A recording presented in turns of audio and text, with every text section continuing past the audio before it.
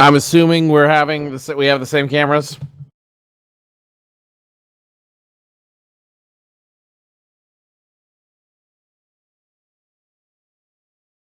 Talladega Super Speedway is the place for the Cora International Showdown of Champions. It's a USA versus Canada in a Ryder Cup style winner-take-all showdown here at Talladega Super Speedway. 101 laps of what's going to be nothing but no-holds-barred action on ETV Live. I am Joe Cortez, your announcer for the evening, joined by my partner in crime, Harrison Weidlitz. Harry, what a great show we're going to have tonight. 15 of the best drivers on either side of the border ready to do battle here at Talladega.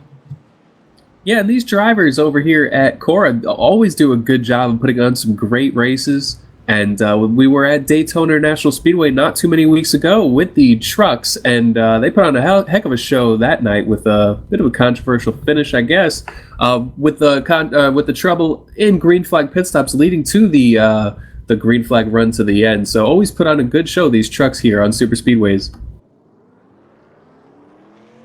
It's going to be a lot of fun watching all these trucks make it around here. Again, nothing on the line here tonight. Only pride, only national pride, as you have two sides battling for ultimate victory in this iRacing series. Talladega Super Speedway in the trucks is going to be the venue and the mod for this evening's race. And anytime the trucks come to Talladega, it's always a lot of fun. The weight's different, the balance is different, and the way you drive around this track at all, absolutely different than how you drive, let's say, the Nationwide car or the Sprint Cup car, because it's going to be because of how it's built and how the weight's differentiated. But that being said, I think that all makes it just that much more competitive around this very long 2.67 mile track.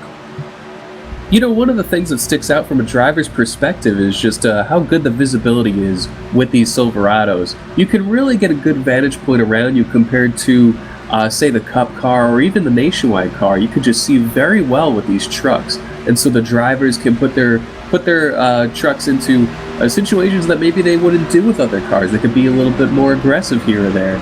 So it's definitely interesting how you can race differently at a track where the racing is pretty much the same, but just visibility can be that much of a difference.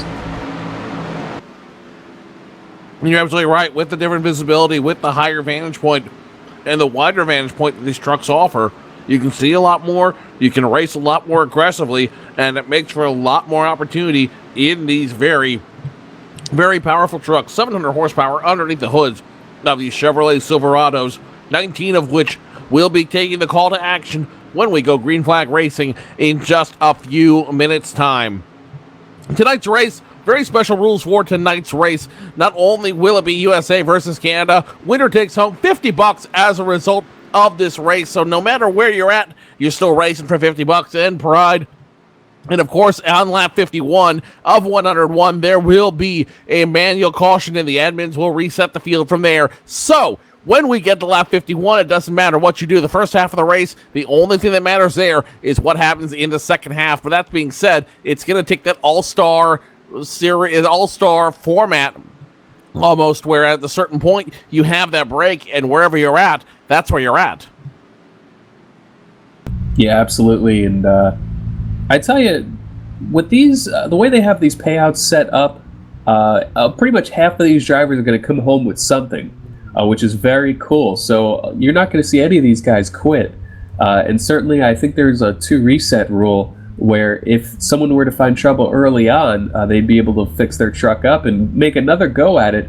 But I tell you, even though that is a rule here, it didn't tarnish the racing at Daytona. They were able to keep it green for quite a while, right up until the end.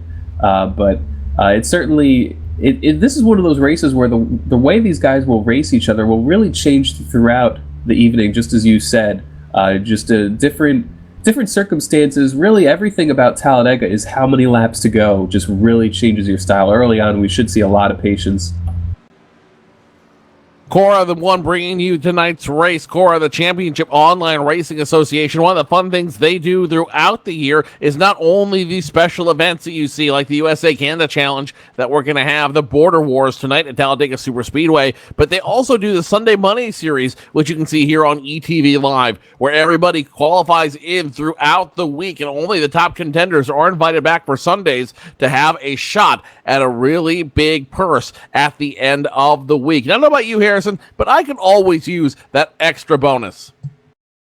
Oh, absolutely. And that's one of the really nice things about this league are those payouts. Certainly there's a lot of incentive. Even if you're not a guy who's going to go up and win a lot of races, you can make a profit in this league running 7th, 6th, etc. But I tell you, it's certainly a big reward if you're able to take home that victory. $50 is a really nice payout. We have, I believe, 17 or 18 trucks here this evening, or 19 rather, somewhere in that vicinity. And so it's a really nice setup.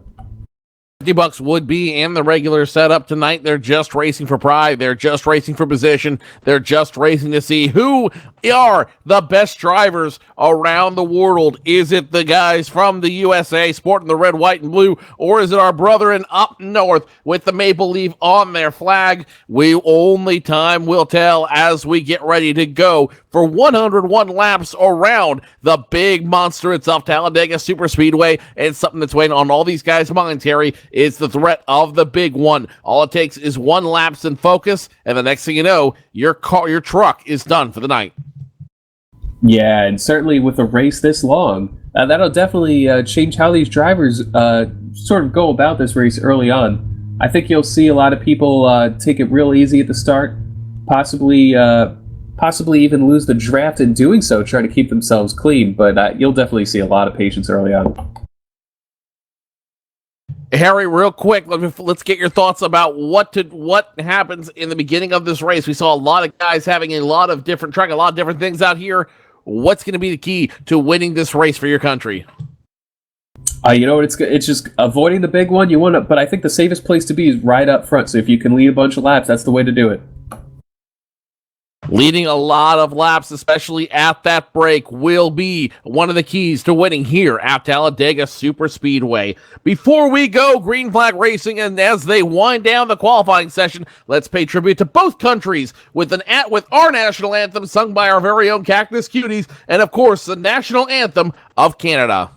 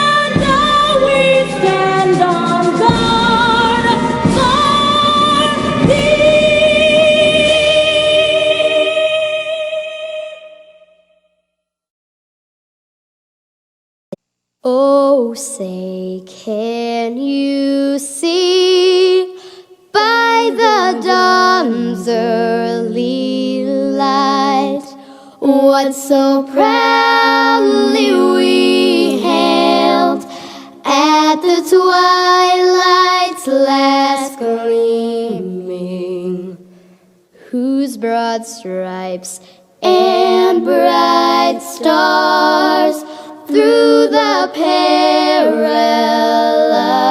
fight o'er the ramparts we watched were so gallantly streaming.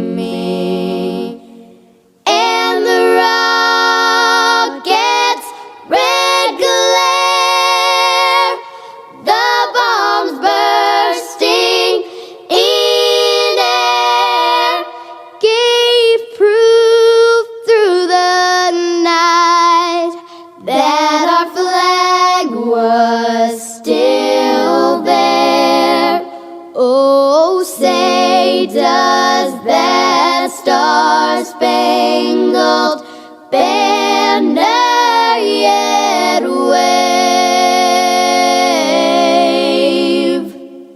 o'er the land of the free and the home of the brave.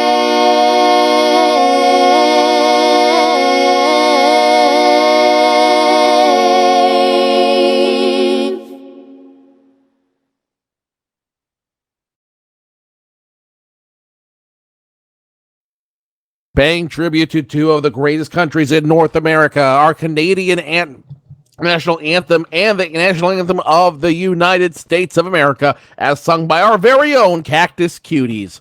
Before we go to Green Flag Racing, let me introduce a man that is very influential, makes everything work here at Cora, the Championship Online Racing Association. That is your COO, Kevin McCarthy. Kevin, a big special night for you guys here at Talladega Superspeedway. 10-4 on that, and I am in China right now, visiting some family, and excited to be in here with you guys, and look forward to a good race this evening. It's going to make for some very fun racing tonight, Kevin. Before we go through the rundown real quick, talk to us a little bit really quickly about how this all came together and how Cora got this idea to have this international challenge tonight. Well, I'm going to start in the beginning. I guess Alan Larson, it was his idea to get the border wars going and having the Canadians challenge against the Americans. It was something that was a long time running, unfortunately, because of the amount of population that the Americans have and the interest in NASCAR shows up in the American field. More of the Americans want to challenge, but their Canadian field is a little bit shy due to the amount of population change between the two of us. So, but with the border wars, given the excitement of having both the Canadians and the Americans running against each other, might display a little bit of aggressive driving out there. So I'm kind of looking forward to that tonight. I'm not able to watch the race live, but through you guys, I'll be able to live through it vicariously. Kevin McCarthy, not rain, not sleet, not snow, or even a foreign country can stop him from being a part of the action here at Cora. Kevin, we'll definitely come back to you throughout the race to talk about the event and all the exciting stuff that goes on here at Cora. 10-4, appreciate that, gentlemen. Well, thank you for certainly joining us tonight here at Talladega Superspeedway for the Border Wars special event. It's the USA versus Canada. Let's take you down the qualifying order, the order in which they will start. It's your starting grid for the Border Wars here at Cora at Talladega Superspeedway. It's going to be Nick Doucette in the number 51 machine, not Paul Doucette, in a qualifying time of 50.742 seconds. On the outside of him, Craig White in the 38 will start in second. In row number 2, we've got Alan Larson alongside of him, the number 50 of TJ Graves. Garrett Atwell in the number 4 machine will start on the inside of row number 3. Outside of him, Everett Lane in the 6th. The number 1 truck will start 6th. Starting 7th will be Michael Johnson in that 78. Starting 8th, Sean Bradley. Neil Thompson will start on the inside of row number 5 in the 66 machine. Travis Brown on the outside of him in the 33. In row number 6, we've got Mark McFadden in the number 48, and alongside of him, the 74 of Ben Horrell. Joel Wood starts on the inside of row number 7 in the 79 machine. Justin Lane in the 88 starts 14th. Starting 15th will be the 58 of Cecil Jackson, and alongside of him will be James Brown. Carl Jones, Terry Hurley, John Pensula will not elect to take time on this field, and that will conclude your field of 19 trucks starting here at Talladega Superspeedway tonight. Fun, in fact, about your pole sitter, Nick Doucette in the 51 machine. He's only 11 years old. 11 years old and have that much talent to command this field tonight of some of the top international drivers to be found on either side of the border. That takes a lot out there to be able to have that ability at such a young age. Yeah, we saw a couple of weeks ago the Cora All-Star race where they were running Cadillacs at Daytona, which was an interesting combination. But Nick Doucette was one of the guys to beat. I believe he ended up finishing second or third, but he was up front all night long, very smooth on the wheel, so he's one to look out for.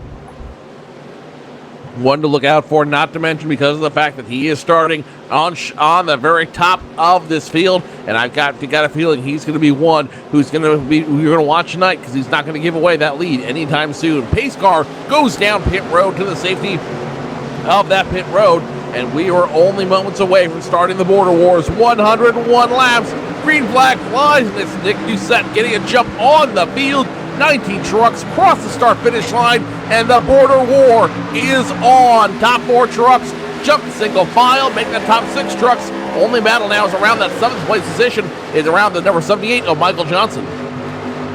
Yeah, Michael Johnson looking to gain a spot right there. The 33 of Travis Brown ducking right in behind him. And what I think will be interesting in this race is to see how aggressively people push each other, because the more you do this tandem draft and the more you push somebody through the field, the quicker it starts to overheat.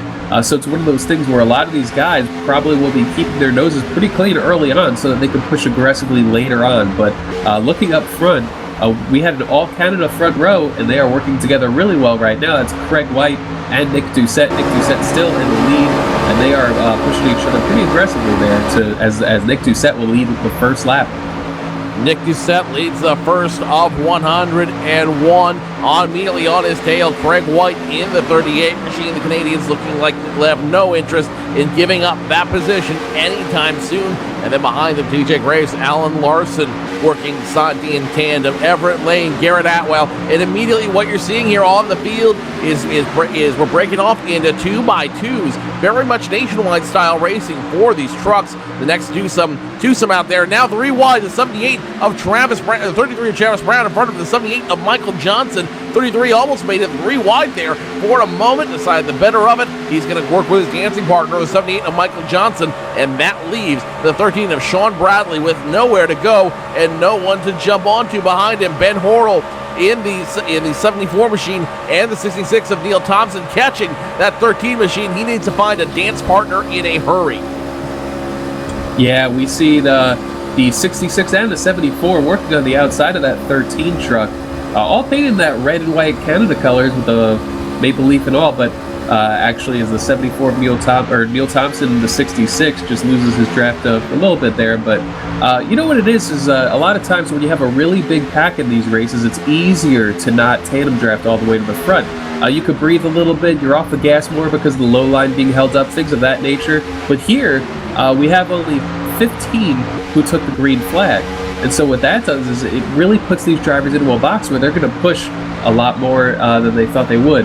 One thing in these drivers' favors, though, is 65 degrees and overcast, which is a little bit cooler than the norm. Most races here are about 13 degrees hotter, and so that will help keep their engines a little bit cooler where they can push a little bit longer.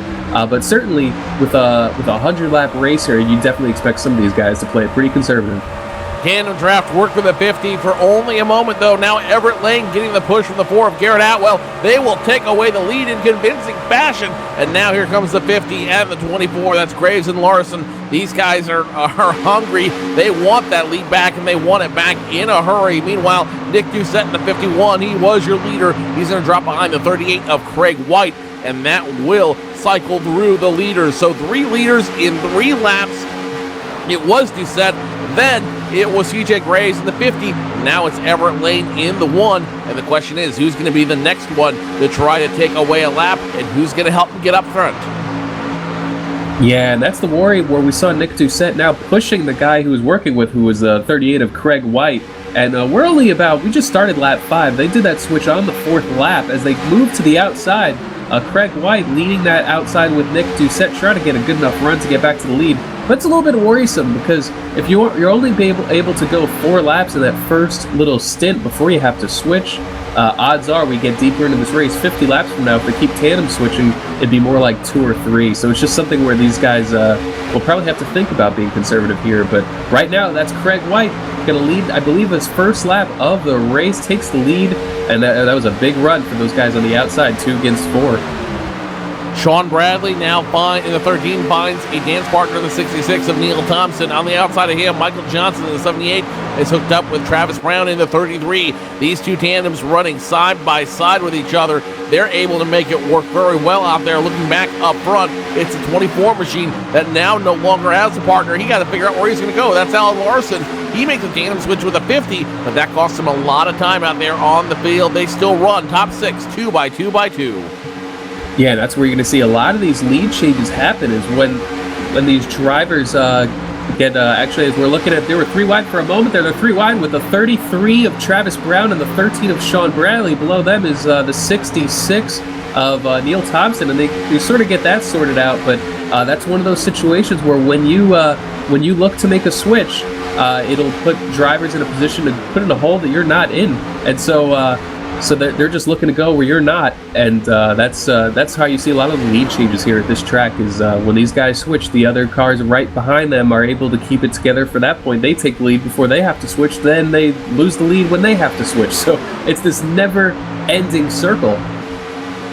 One truck having a lot of problems out there. It's the 58 of Cecil Jackson. He had lost that draft that he was hatched up to. He's going to drop all the way back to 15th once he crosses the start-finish line. And if he can't figure out a way to get back with that draft, if they can't do something to help him out, to keep him within this group, within striking distance of this field, he might find himself at the mercy of that yellow flag we're going to have at lap 51 to reset the field. Meanwhile, in front of him, almost 3 wide with the 6 of Terry Hurley, the 48 of Mark McFadden, and the 79 of Joel Wood. They almost go 3 wide through this field, decide not to. The 6 goes way up high, almost 3 wide. They're running in that formation.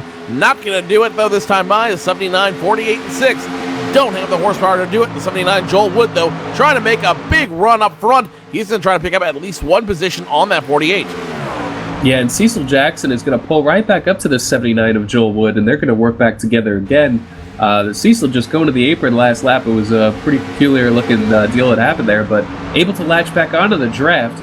These drivers do have to be a little bit worried because with the guys up front tandem drafting incredibly well, they're going to find themselves going a lap down in probably 10 or 12 laps if they keep doing what they're doing. So this is a race where if you're not tandem drafting as well as the guys up front, you can really find yourself losing some laps pretty quickly.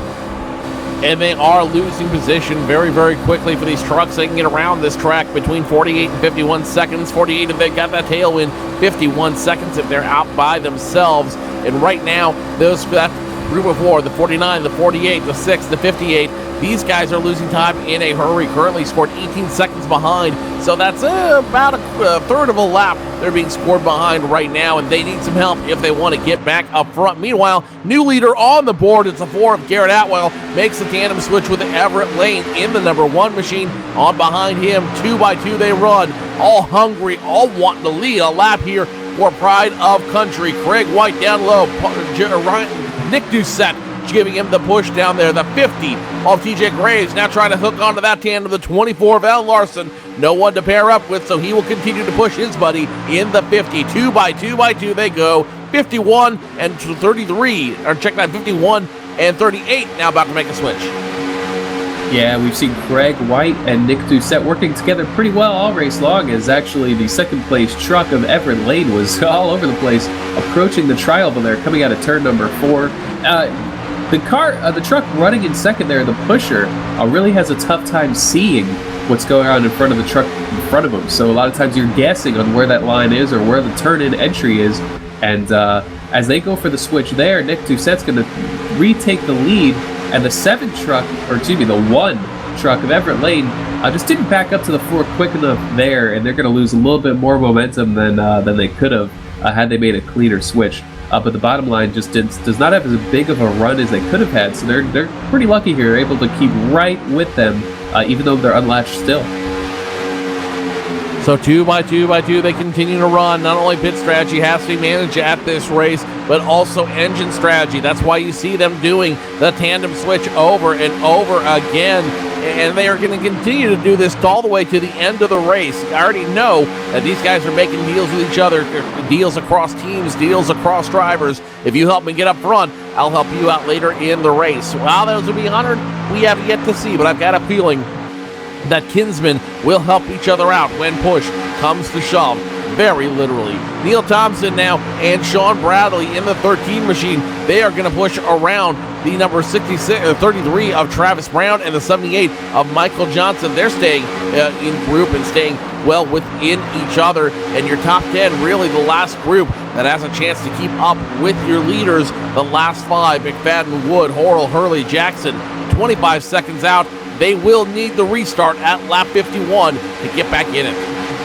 Yeah, absolutely. We have that 6-truck group all the way up front. Then we have those 4 trucks, like you said, Neil Thompson, Travis Brown, Sean Bradley, Michael Johnson. And then looking back 20 seconds and further back, we have 5 trucks that are somewhat spread out. I believe 4 of the 5 are working with each other. And then Ben Horrell in the middle just has nobody to work with right now. So we're definitely seeing a lot of trucks spreading out here. Certainly, this is a skill that some people are really good at. And it's something that's sort of hard to get used to. And so we certainly see the field spread out accordingly. A lot of quality drivers out here. Let's go back to Kevin McCarthy real quick, your COO here at Cora Racing. And Kevin, this is definitely a class field, not only of great American and great Canadian drivers, but really a field that represents and exemplifies Cora and the abilities of the drivers here. Yes, it does. It's been a lot of work trying to get the drivers together and get them coordinated for this event, and it's something that wasn't easy, and right up to the last minute it's been a real challenge for us to get these guys together, but from listening to the broadcast, it sounds like it's turning out to be a pretty exciting race.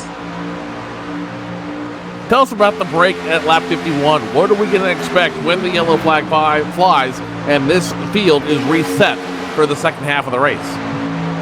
At lap 51, we're looking at throwing a competition caution.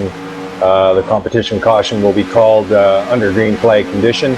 The drivers will assume the position of the driver that they were behind. They will roll down pit road at that time. They'll go into the pits. They'll change their tires up. Race control will confirm to the drivers that they've all done their tire changes, fuel, whatever they need to do. They will roll out off the pit road. They will assume the position. Then the caution will be thrown. The drivers will be in their positions, and then the caution will go through on the pace laps, and then the drivers will be back in their sorted positions, and the field will go green after that. So once we hit that point, it really is going to be a halftime for these drivers, for them to get their pit stops done, get anything they need, get their tires, get their fuel, and then have a little bit of a breather before they finish out this race. Yeah, it gives them a chance to get themselves sorted, maybe get a little bit of breath there, try and figure out what they're going to be needing to do, maybe contacting with some of the other drivers that they're working with, who's working with who, and how things will be set up when they go back to green. I think that giving a little bit of a competition caution will give these guys a little bit of a break, and it'll set the field back up for another exciting last 51 laps. Real quick, Kevin, will that be their only scheduled pit stop of the night? Will that halftime period be their only chance to get tires and fuel, or will they have other opportunities to come down pit road tonight? Well, depending on how the drivers compete against each other, kind of being the head officiator of the field or of Cora itself, I've kind of informed the drivers that I'm telling them to be a little bit more aggressive tonight, give them the opportunity to be a little bit more challenging than they normally are in some of the races, being this is an event that we don't normally hold. So to give the fans out there watching us right now a little bit more excitement to watch, I've given a little bit more free rein to be a little bit more aggressive. And I believe when the drivers, if there is a wreck or something like that, I believe that will be the only time that they will be able to get back in down pit road, or if needed for fuel or whatever they need to do. I think the next time that they'll be coming down pit road will be either under a caution or during green flag, depending on their fuel, what they're using up during the race. But at that halftime period, everyone will be forced to take fuel and tires, correct? Yeah, 10-4. That's their call.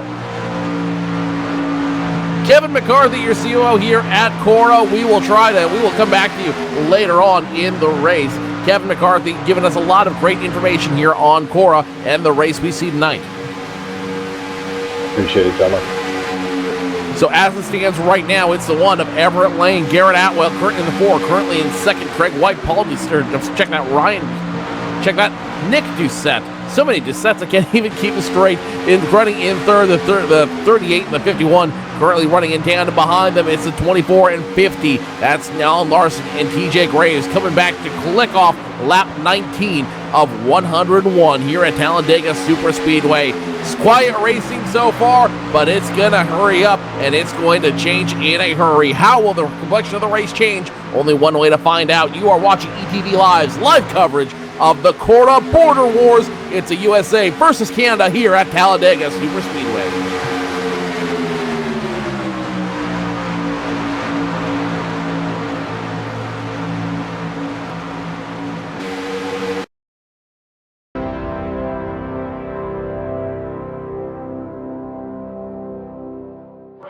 It's time for those most famous words in motorsports. Drivers, start your engines!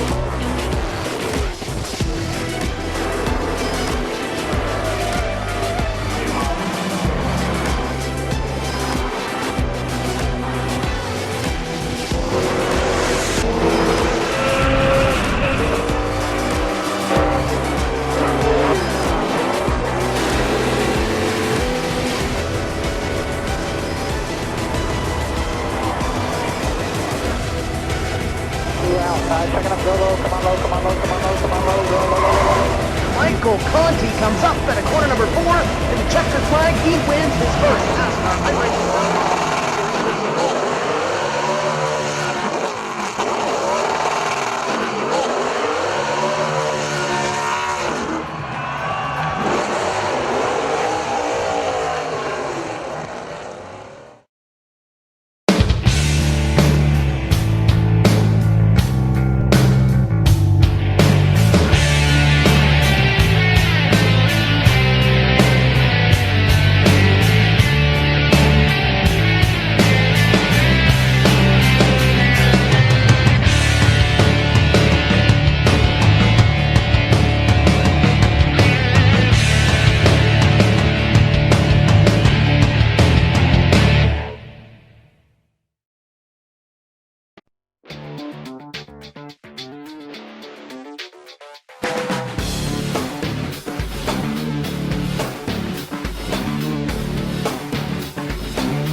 Inside SimRacing.tv, the fastest show on the internet. Sim racing news and reviews since 2007, with new shows every week.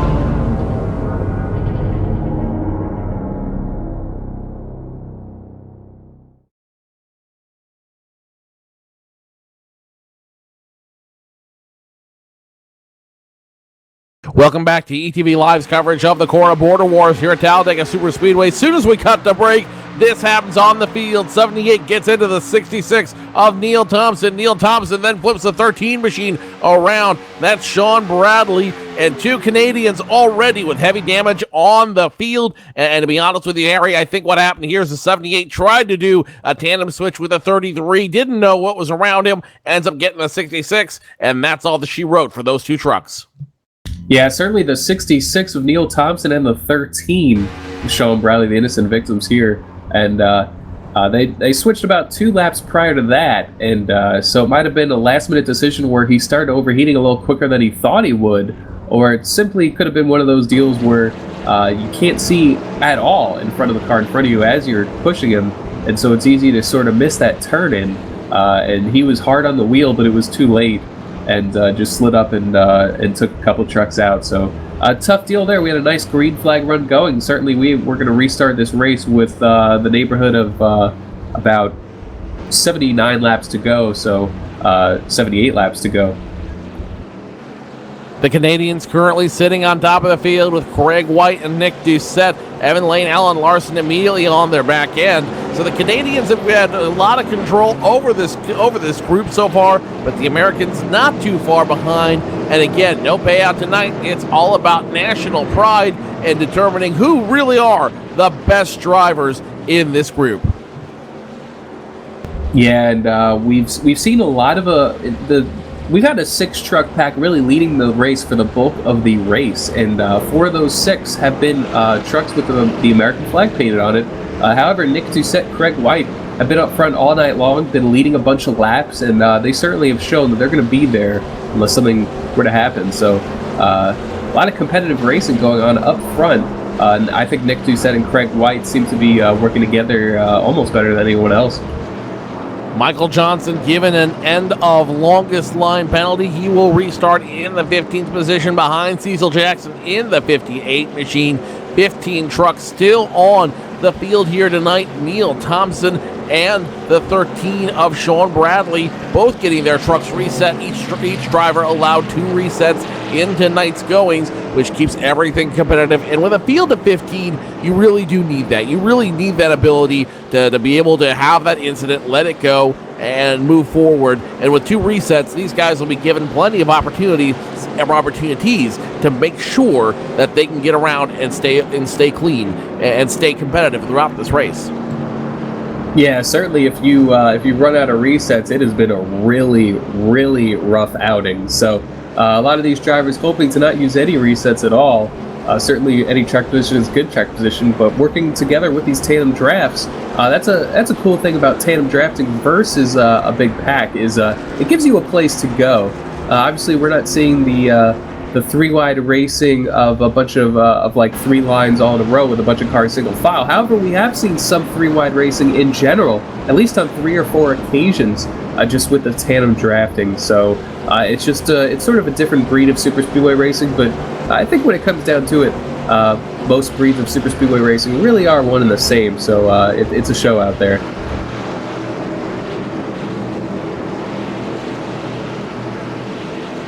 Generally a show and a lot of fun when we go back to green flag racing in just a few moments. It's going to be Craig White and Nick Doucette all in the front row. Everett Lane, Alan Larson behind him. Travis Brown, Garrett Atwell, 5th and 6th. Neil Thompson, Ben Horrell in 7th and 8th. Ben Horrell's had a very quiet race so far here tonight, but after starting outside the top 10, he will break into the 8th place position, and he should have some help from Mark McFadden or Joel Wood, who both will break starting behind him. Gary Hurley, Sean Bradley, Cecil Jackson, Michael Johnson, and TJ Graves rounding out your field of 15 tonight. TJ Graves maybe having problems with his truck. He is way at the very back, and he is struggling to catch up with the rest of this field. Yeah, TJ Graves slowly making his way back to the field, who are doubled up in the middle of 3 and 4. TJ will get there in time for the restart, but something about these starts is a lot of the guys who are working together actually find themselves side by side in a row, so they're going to try to get to the teammate as quickly as they can. However, when you're one of those drivers who's directly behind a truck that wants to work with someone else, a lot of times you could use that to your benefit and mess with them a little bit, maybe push them forward and separate 2 drivers who are working really well together, and that's one of the games that you could play here in this style of racing. A lot of games that can be played here as the pace car makes the hard left turn down pit road. Now it's up to Craig White and Nick Doucette to see what they want to do and how they're going to do it. Green flag getting ready to fly. It's now to the restart of those 2 Canadians. Green flag in the air. Nick Doucette stays second. It's going to be Craig White now up front in first. and who gets a big push? It's Everett Lane. He's trying to hook on to their group out there, but he may not be able to do it without a dance partner. Travis Brown, his prescribed dance partner, quite a bit of ways away. Alan Larson, Garrett Atwell now hooked up together, and these two are going to start making a tandem jump to the front. Yeah, Alan Larson and Garrett Atwell actually becoming disconnected, but Larson jumps down to the low line. Looks like Alan Larson is going to work with Everett Lane. Those two drivers certainly know each other pretty well. Regulars here in the Cora Series, as Nick Doucette, Craig White up front. Larson latches onto the back of Lane, and it will be Travis Brown in the 33 hooking up with the 4 of Garrett Atwell. And so we'll have to see some of the guys who fell about 5 seconds behind that lead draft in the first run of the race. They're looking to not have that happen this run. They want to stay right with them. So it'll be interesting to see if they're able to do that. I'm looking at Joel Wood in the 79 working with Ben Horrell in the 74. That's actually the Canada colors in the 74, the American colors, and the number 79. But I tell you what, working together, I guess you could call that bipartisan, right? Bipartisan, bi-country. At this juncture of the race, I don't think it matters as they almost go 3 wide there. It's going to be the 74 getting the push up into the wall from the 4 machine, or check that, from the number 1 machine of Everett Lane. He shoves the number 74 of Ben Horrell all the way up into the wall. He makes contact, and now he's got to get back to his dance partner and try to get up front to help him out there. Ben Horrell getting the shove early in the race, getting the block early, and that's going to cost him at least 3 positions, now back to 8th. Yeah, that's a tough break for Ben Horrell. We were just talking about him, but what happened there was Everett Lane just got kind of bumper hooked off of the Alan Larson who he's working with, and a lot of times you grab onto these bumpers the wrong way, and it'll just send you in a direction that you were not intending to go in. So it's just one of those deals where the bumpers don't quite pair up exactly. If you're off a little bit, it can be interesting. As we have actually a lead change brewing up here. Alan Larson working on the outside of Nick Doucette, as well as Craig White, with that push from Everett Lane, who we just saw moments ago, making contact with the 74. However, pushing well right now. Alan Larson will lead that lap, and it looks like they're going to go for the switch, I believe, or just became disconnected. But that's going to get Nick Doucette back to the lead, as they will capitalize for that momentum that they just lost. So Nick Doucette now back up front, and we're starting to really see the border part of Border Wars coming into play here, as you've got everyone not only pairing up by the country and the flag they've got on these trucks, but more importantly by the partnerships they've made and defending the colors that they have out there. The Canadians hard to defend up front right now. The Americans immediately on their tail. It's a good old-fashioned battle. Brings you back to the War of 1812 out there, as the Canadians trying to evade and the Americans holding them back at every opportunity they get. No historical reference left unturned. I like it. And Everett Lane, we see him swerving around on the track. Sometimes it's just easy to lose that little rhythm you need. This isn't really a rhythm racetrack, but when you're that truck that's the pusher, you're anticipating where the car in front of you or the truck in front of you is leading you. Right now, Everett's having a couple of little issues, staying latched right on that 24 as he sweeps really wide out of turn 4. But coming through this tri-oval, you might not realize it, but you can actually get really loose through this tri-oval. The back end gets light, especially on the bottom lane. There's a little groove where if your right rear gets hooked on it, it could literally send you into the infield. So it's one of those difficult little nuances about the track to look out for. We've seen a little bit of looseness come through there, but thankfully no big difficulties at this point. As Alan Larson leading Everett Lane, but Nick Doucette and Craig White look to fight back, as I believe Alan Larson will be switching. Actually a little defensive maneuver on the 51, thinks better of it. But the 1 truck, I think he's running a little bit warm. They're probably going to switch with Alan Larson here in a minute. The 1 getting some cold air in that number 1 machine, switches with the 24, and they go back to dancing tandem. 6 guys, 6 trucks up front. And let's go ahead and show you the blimp camera real quick so you can see just how much of a gap there is right now between your top 6 and the rest of the field. Top 6 you're seeing at the top of your screen right there. They're starting to get away from the rest of the field. The next 6 of 15 they are struggling to hold back out there, not running in a single line, still running 2x2x2 out there. And I think the biggest losers are Ben Horrell in the 74 machine, and who was his dance partner, the number 79, or guy who wanted to be his dance partner, the 79 of Joel Wood. Both those guys unable to hook up. They are running alone out there by themselves, and that is no way to run this track. That's an easy way to get stuck way by yourself out here on this field. Yeah, absolutely. We're seeing a lot of separation there.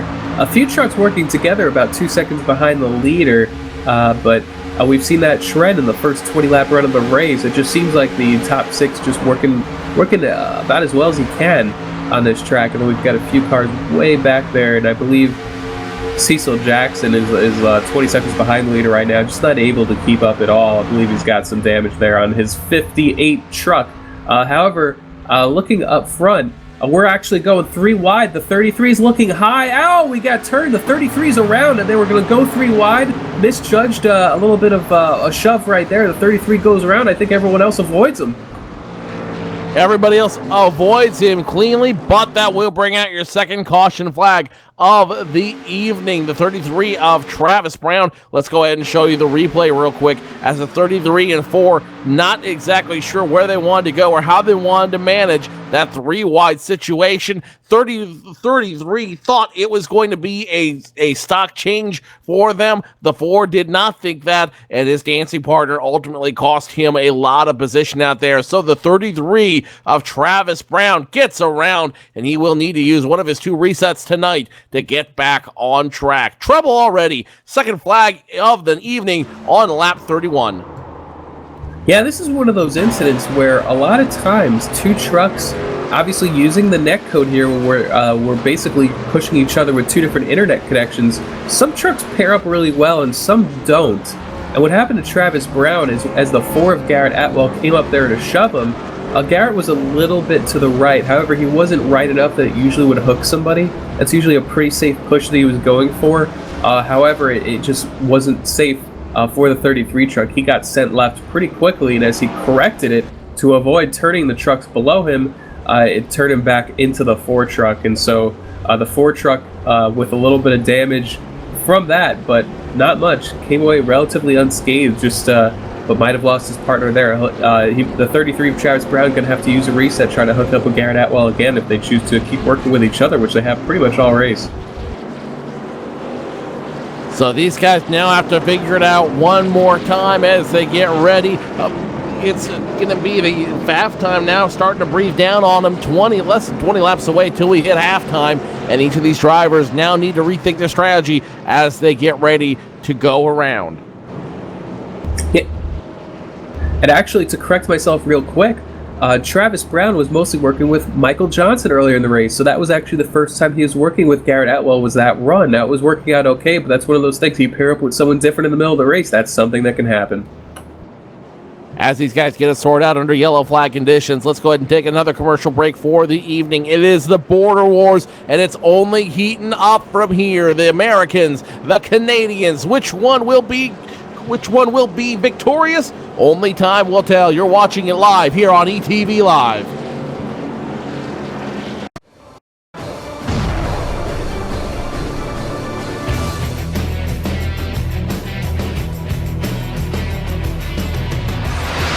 HD Radio Network. Join 5,000 plus other listeners where you could hear everything from big 80s metal to classic rock and roll, country radio, ETV Live, sports radio, even adult and unplugged rock and roll. HDRadioNetwork.com, one of the fastest growing internet radio networks. HDRadioNetwork.com. Take it with you, cowboy. Get the mobile app for Android, iPhone, iPad, and all the rest from TuneIn.com.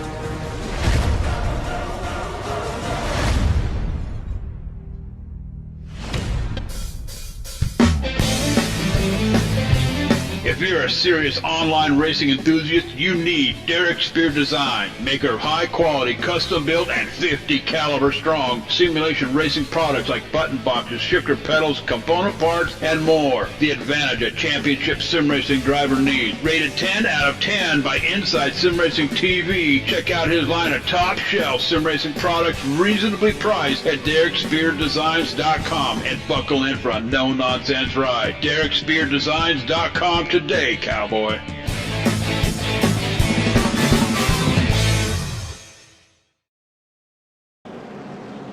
Welcome back, race fans, to ETV Live's coverage of the Cora Border Wars here at Talladega Superspeedway. You'll have to forgive me just a moment there. We were all talking about our favorite Canadian American movies out there in the spirit of the Border Wars, and we mentioned a couple different classics, Strange Brew, Canadian Bacon. One I don't think we mentioned, Harry, was Spies Like Us, which was really a classic.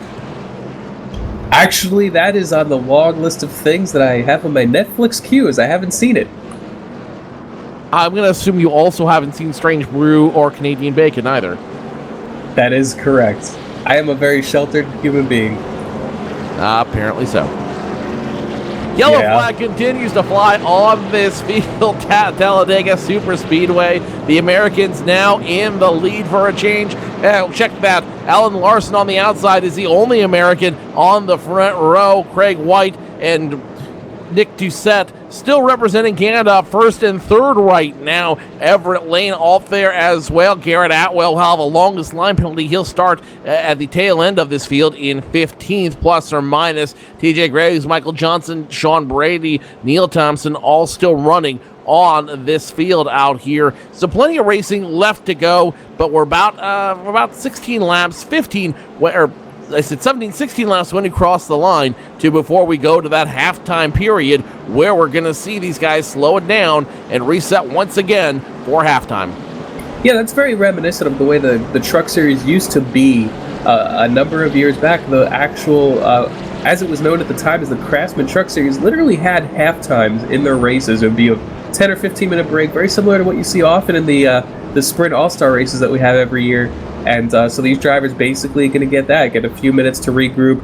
They'll be down pit road. We'll be having to take tires, having to fill up, whatever else. And so they will come back out onto the track and regrouped and ready to roll. So very much, hey, it's a football Sunday. Might as well have a halftime before the second half. You know, football might mean different things in other parts of the world. Have you ever thought about that? That is true, and which makes me wonder if you're from Canada, if you relate the word football to American football or football. I'm not actually 100% on that. I believe the Canadians follow American football, but I could be wrong. Don't quote me on that. I'm only partially Canadian.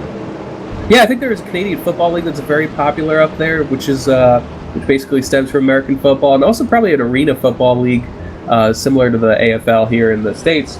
However, looking at these guys doubled up for the restart, on this restart, Nick Doucette and Craig White are actually lined up nose to tail on first and third, so they're not going to need to do any swapping around. And odds are they're communicating. Odds are Craig White is going to communicate when he's going to go on this restart to Doucette, so that he'll be able to match up real quick, try to get that shove out in front of Alan Larson and Everett Lane. Certainly Larson and Lane did a good job of really contending for that lead there before that caution fell. And then some of these guys, such as the 78 of Michael Johnson, looking for a newer partner than he was working with early in the race. Looks like he might be paired up with the 50 of TJ Graves. But as we come to the line, we're going to have about 15 laps until that halfway point caution. Kevin McCarthy giving me a note here in the booth. Yes, there is a Canadian Football League. How do I know that? Because I do love following the Montreal Alouettes. But that is a completely different story as the pace car makes a turn down pit road. And we are back to green flag racing in just a moment. All eyes on Craig White as he makes the jump. Nick Doucette goes with him. The Canadians back in control of this race. Alan Larson, Everett Lane, nowhere to go. They're going to fall back and tandem up together, but it doesn't surprise me that they're right there with your top two, 2 by 2. They go into turns 1 and 2. Meanwhile, it's a 50-78 dancing together. The 66 and 13 back together once again, and then it's the strange bedfellows, Horrell and Wood, 74 and 79. Canada and America finding a way to work together once again. Absolutely. Ben Horrell, we saw him make that move to the front after the restart around lap 20. Now he's trying to get back up there with help from the 79 of Joel Wood. So trying to make that outside work here on the outside, running in about position number 7 as they work around at 66 of Neil Thompson. But you see there's such a gap already to the leaders in this race. A lot of times that restart really gaps people.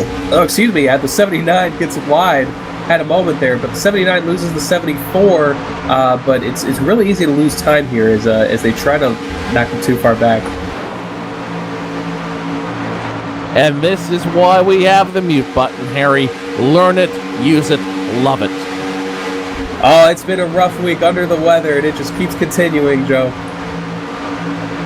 Back up front, it's Craig White, Nick Doucette up front, the 24 and 1 of Larson and Lane working together, 2 by 2 by 2, your top 6. Then there's Neil Thompson and Sean Bradley. These guys continue to back and forth together in 7th and 8th. Horrell and Wood, 9th and 10th, and behind them, they're kind of scattered like pool balls. Jackson 15th, Garrett Atwell, after causing that incident in 14th and with no one to dance with, nowhere to go. McFadden and Travis Brown, the only 2 guys who partnered up and try to figure out how it works. Terry Hurley in the 6 machine. He needs a dance partner in a hurry, but I don't think there's room for 3 on the Brown and McFadden Express.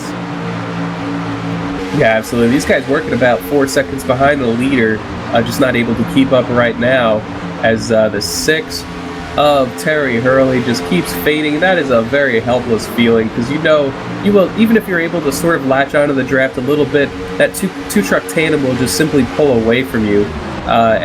So Hurley going backwards real fast. Certainly when there's an odd number of drivers, it's very, if you're that unlucky driver left out, it could lead to a long night as the 1 and the 74, the 24 of Alan Larson, Everett Lane and Alan Larson just performing a switch there, get back in line as the 50 and the 78 work underneath there. Now TJ Graves hasn't really been in that lead battle for much of the race, but he finds himself there right now working with Michael Johnson. And so those 2, we haven't seen them in the top 6 since early on in this race. Back up there though as we're pushing up, getting closer to halfway. Garrett Atwell and Cecil Jackson trying to work together. Atwell and Jackson on the communicators with the spotters, trying to figure out how to work together and how to get moving up front. Can't figure it out though they are trying. They're going to be a tandem of their own. Meanwhile, Terry Hurley all alone out there by himself. No tandem behind him, no tandem in front of him, so he is stuck out there on an island. He is begging for the help of Atwell and Jackson to come find him, but 2 seconds away. They're not going to find him anytime soon. Another tandem that's starting to work together is a 33 and the 79. Joel Wood dumps the 74 of Ben Horrell. Travis Brown comes to his rescue, and now we're starting to see team dynamics at work. No longer are they team cooperation, team friendship. They are now team cutthroat, and everybody working for them. Yeah, absolutely. And man, Terry Hurley, he's just fading fast. Already lost 3 seconds on the field that he was getting passed by just a lap or 2 ago. So as Harry Nielsen wrote, 1 is the loneliest number, made famous by Free Dog Night. But I digress. Way back in the back half of the Garrett Atwell and Cecil Jackson. Cecil just been hanging in the back, possibly by design. Certainly, we know that we have that caution coming up. They literally know that they cannot be lapped this run at this point. And so they might be hoping, you know what, these guys tangle, we could be back here, avoid some problems. Cecil Jackson, driver, actually stayed out, led a lap, previous caution, but right here running single file with Garrett Atwell, not even tandem drafting, just taking care of his temperatures. But it remains a 6-truck battle up front. They're side by side right now as Everett Lane and Alan Larson still working together, and they actually pull a switch here And Nick Doucette in the 51 is going to look to go to the middle, but the hole closes up, so Nick Doucette decides to push Everett Lane. This is very interesting here, but it looks like Nick Doucette's actually going to back out of that and switch back to Craig White. For a moment there, I thought we were going to have some mixed tandems for a moment. 3 wide now going into turns 3 and 4. The 78 high, 24 in the middle, and the check 38 up from down low. He will go down low. He will back in front of everybody in this group, getting pushed by Nick Doucette out there, and that ended that 3 wide very quickly. As soon as it started, Larson and Lane, they tried to do the block. The American block out there didn't work the way they wanted it to because they couldn't get the guys to stick with them in that tandem. So the Canadians proving to outsmart their Southern friends once again out here on this field. But you got to give them credit for trying that block maneuver so early in the race. Yeah, with that 3 wide down the backstretch, we saw 2 people switch, and then that really just opens the floodgates. It allows anyone that's working together to really get a big run on you. That's exactly what happened there, leading up to that whole situation. But now we've got, I tell you, as we look at the top 8, we've got 4 American trucks, 2 tandems, and 4 Canadian liveries up here. So they are, we've actually seen that tandem of Sean Bradley and Neil Thompson. Hasn't been up here in quite a while in the lead draft, but they're making themselves known here right now. As the 50 of TJ Graves just having trouble keeping up with Michael Johnson, and if they don't get hooked up pretty soon, Michael Johnson is just going to run out of steam and fall further back behind that lead pack that he's so desperately trying to hang on to right now as they stay side by side for the lead. That is Craig White leading Nick Doucette as Alan Larson and Everett Lane once again move on by, but Alan Larson might have just given Craig White one heck of a scare as he sort of darted to the left unintentionally, just trying to feel his way around this track. But Everett Lane just looks like he's not entirely comfortable here racing at Talladega. Not entirely comfortable, but he is trying to make the best of it. Remember, they have halftime coming up here in 6 laps. So once that halftime period comes out, they'll have a chance to slow down a little bit, try to reconfigure and remake their plans for the second half of this race. We still have with us Kevin McCarthy, the COO of Cora, in with us. We got trouble on the track. Let's hold that. Trouble on the track. Yeah, I actually don't know where the trouble is. The caution was thrown. May even be our halftime a little bit early, trying to get that out of the way and sort it out. I actually don't see the problem as we speak.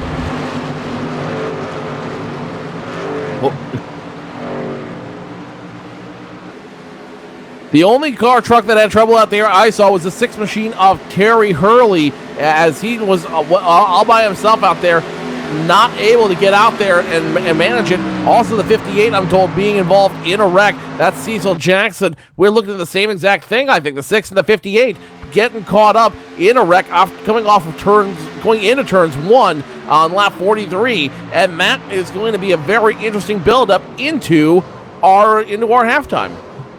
Yeah, the 58 of Cecil Jackson missed that at first. The game did not throw the caution, so the official did, leading to a little confusion there. But the 58 came down into the 6. That 6 truck being Terry Hurley.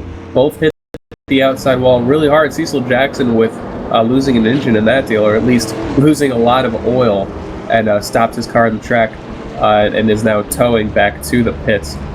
Terry Hurley able to drive around, but lost a lap in doing so, which leads 13 to the lead lap. No lucky dog in that situation, and that really puts us really close to that halfway lap of lap 51 coming up, as you pointed out.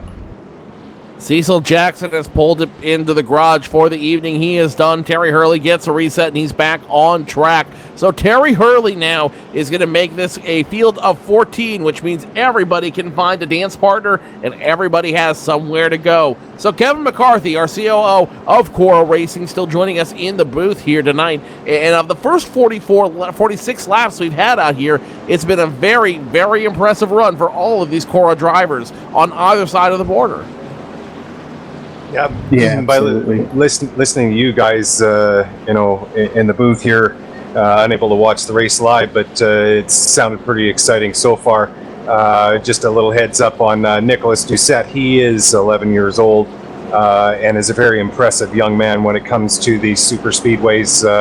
undoubtedly he will be one of the trucks to beat tonight. I'm looking forward to finding out what the end of the race is. Coming up during halftime, I have some family dropping by here, so I will be checking out at that time. But I looked at some very odd pairings with the Americans and the Canadians at times hooking up. I think the analogy was the War of 1812. There will be some friendships, which there wasn't at that time. I think trying to help people run up, but as soon as they do get to the front, I'm sure that those friendships will disappear immediately when it comes time. The administrator's just announcing right now that this is going to be the halftime caution on the field. It does come a little bit early, Kevin, and it's going to come on lap 47 instead of lap 51. That's going to force everyone in 3 laps early. Do you feel that that's going to affect the outcome or the pace of the race out here? Yeah, depending on how the fuels go and what the strategies are, it might affect some of the start of the race. But I think the total outcome of the race is going to depend on whether the pairings, like I say, between the Americans and the Canadians will be following, and the tandems come. You've seen a lot of the Americans, from what I've heard, sticking together. And the odd time you get a Canadian and an American, they will push together, but that's only to benefit one or the other. I'm sure not benefiting one team to the other.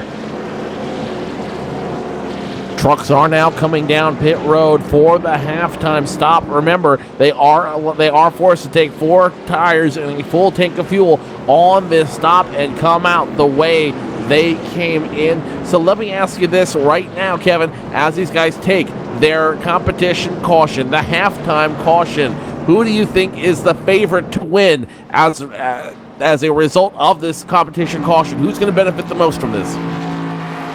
Well, I guess depending on who has who hasn't used up the resets yet, whether the vehicles have had damage, either minor or major damage, those resets will probably play into the rest of the race. So as the teams tend to drop out, or drivers tend to drop out from their teams when they become odd again, that may change the pairing when it comes to the end of the race. But for myself, being a Canadian, I have to be a little bit biased. I'm looking forward to seeing Nicholas Doucette probably take this to the checkered flag and giving the Canadian team the win. Unfortunately, I am Canadian, so I'm a little bit biased on that decision. Kevin McCarthy, your administrator here and COO of Championship Online Racing Association. Kevin, who are you putting your support behind tonight from Team Canada? Again, I'm looking at Nicholas Doucette. Any of the Canadian team, I'm wishing them all good luck today. I've got some family that'll be showing up here shortly. They're having a big family day here. It is Monday. I could tell you who's going to win the race because it's already Monday here, but I think I'll neglect to say who's going to win the race. But I'll put my money on Nicholas Doucette and the Canadian team. I know there's going to be some good challenging there from Alan Larson and possibly Michael Johnson. I believe he's got a pretty good truck there tonight. So up front, Garrett Atwell and Nicholas Doucette, Michael Johnson. But I'm going to give Nicholas Doucette my vote, and I think I'm going to stick with that. Kevin McCarthy, your COO here at Championship Online Racing Association. Kevin, thanks so much for joining us in the booth here tonight. We hope that you enjoy your family trip in Canada, and most importantly, we hope that your team doesn't necessarily lose. From all of the friends here in America. Yeah, 10-4. And I want to thank you guys for allowing me the time up in the booth there this evening. It's been a great time. It's one of my first times I've ever been able to be on the air with you guys, and I really appreciate everything you guys do, and it's been an exciting race listening to you. And I want to thank all the fans out there who have been watching the Border Wars, and please enjoy the rest of the race. I will be here listening to the race, but I will no longer be in the booth for the rest of the night, and appreciate everybody and what they're doing tonight. Kevin McCarthy, your Cora COO. I am sure, undoubtedly, we will have you back here for one of the Sunday Money series coming up real soon. 10-4, and thanks again, gentlemen, and I wish all the drivers tonight good luck, and I'll be back at the end of the month for one of the races. I'll be joining in for you guys in the race, I believe, at Watkins Glen. I will be running the Watkins Glen. I believe it's the Indy cars at Watkins Glen, so I will be in that race and look forward to that. And thanks again, gentlemen. Have yourselves a good evening and take care. Kevin McCarthy, your COO here at Chicken Chip Online Racing Association, arguably one of the busiest men here behind the scenes. They are getting done with the halftime caution. While they get them sorted out, let's go ahead and step away from the microphone and bring you the second half of the Border Wars here from Talladega Superspeedway. You are watching ETV Live's live coverage of the Cora Border War. Stay tuned, race fans. A whole half of racing left to go.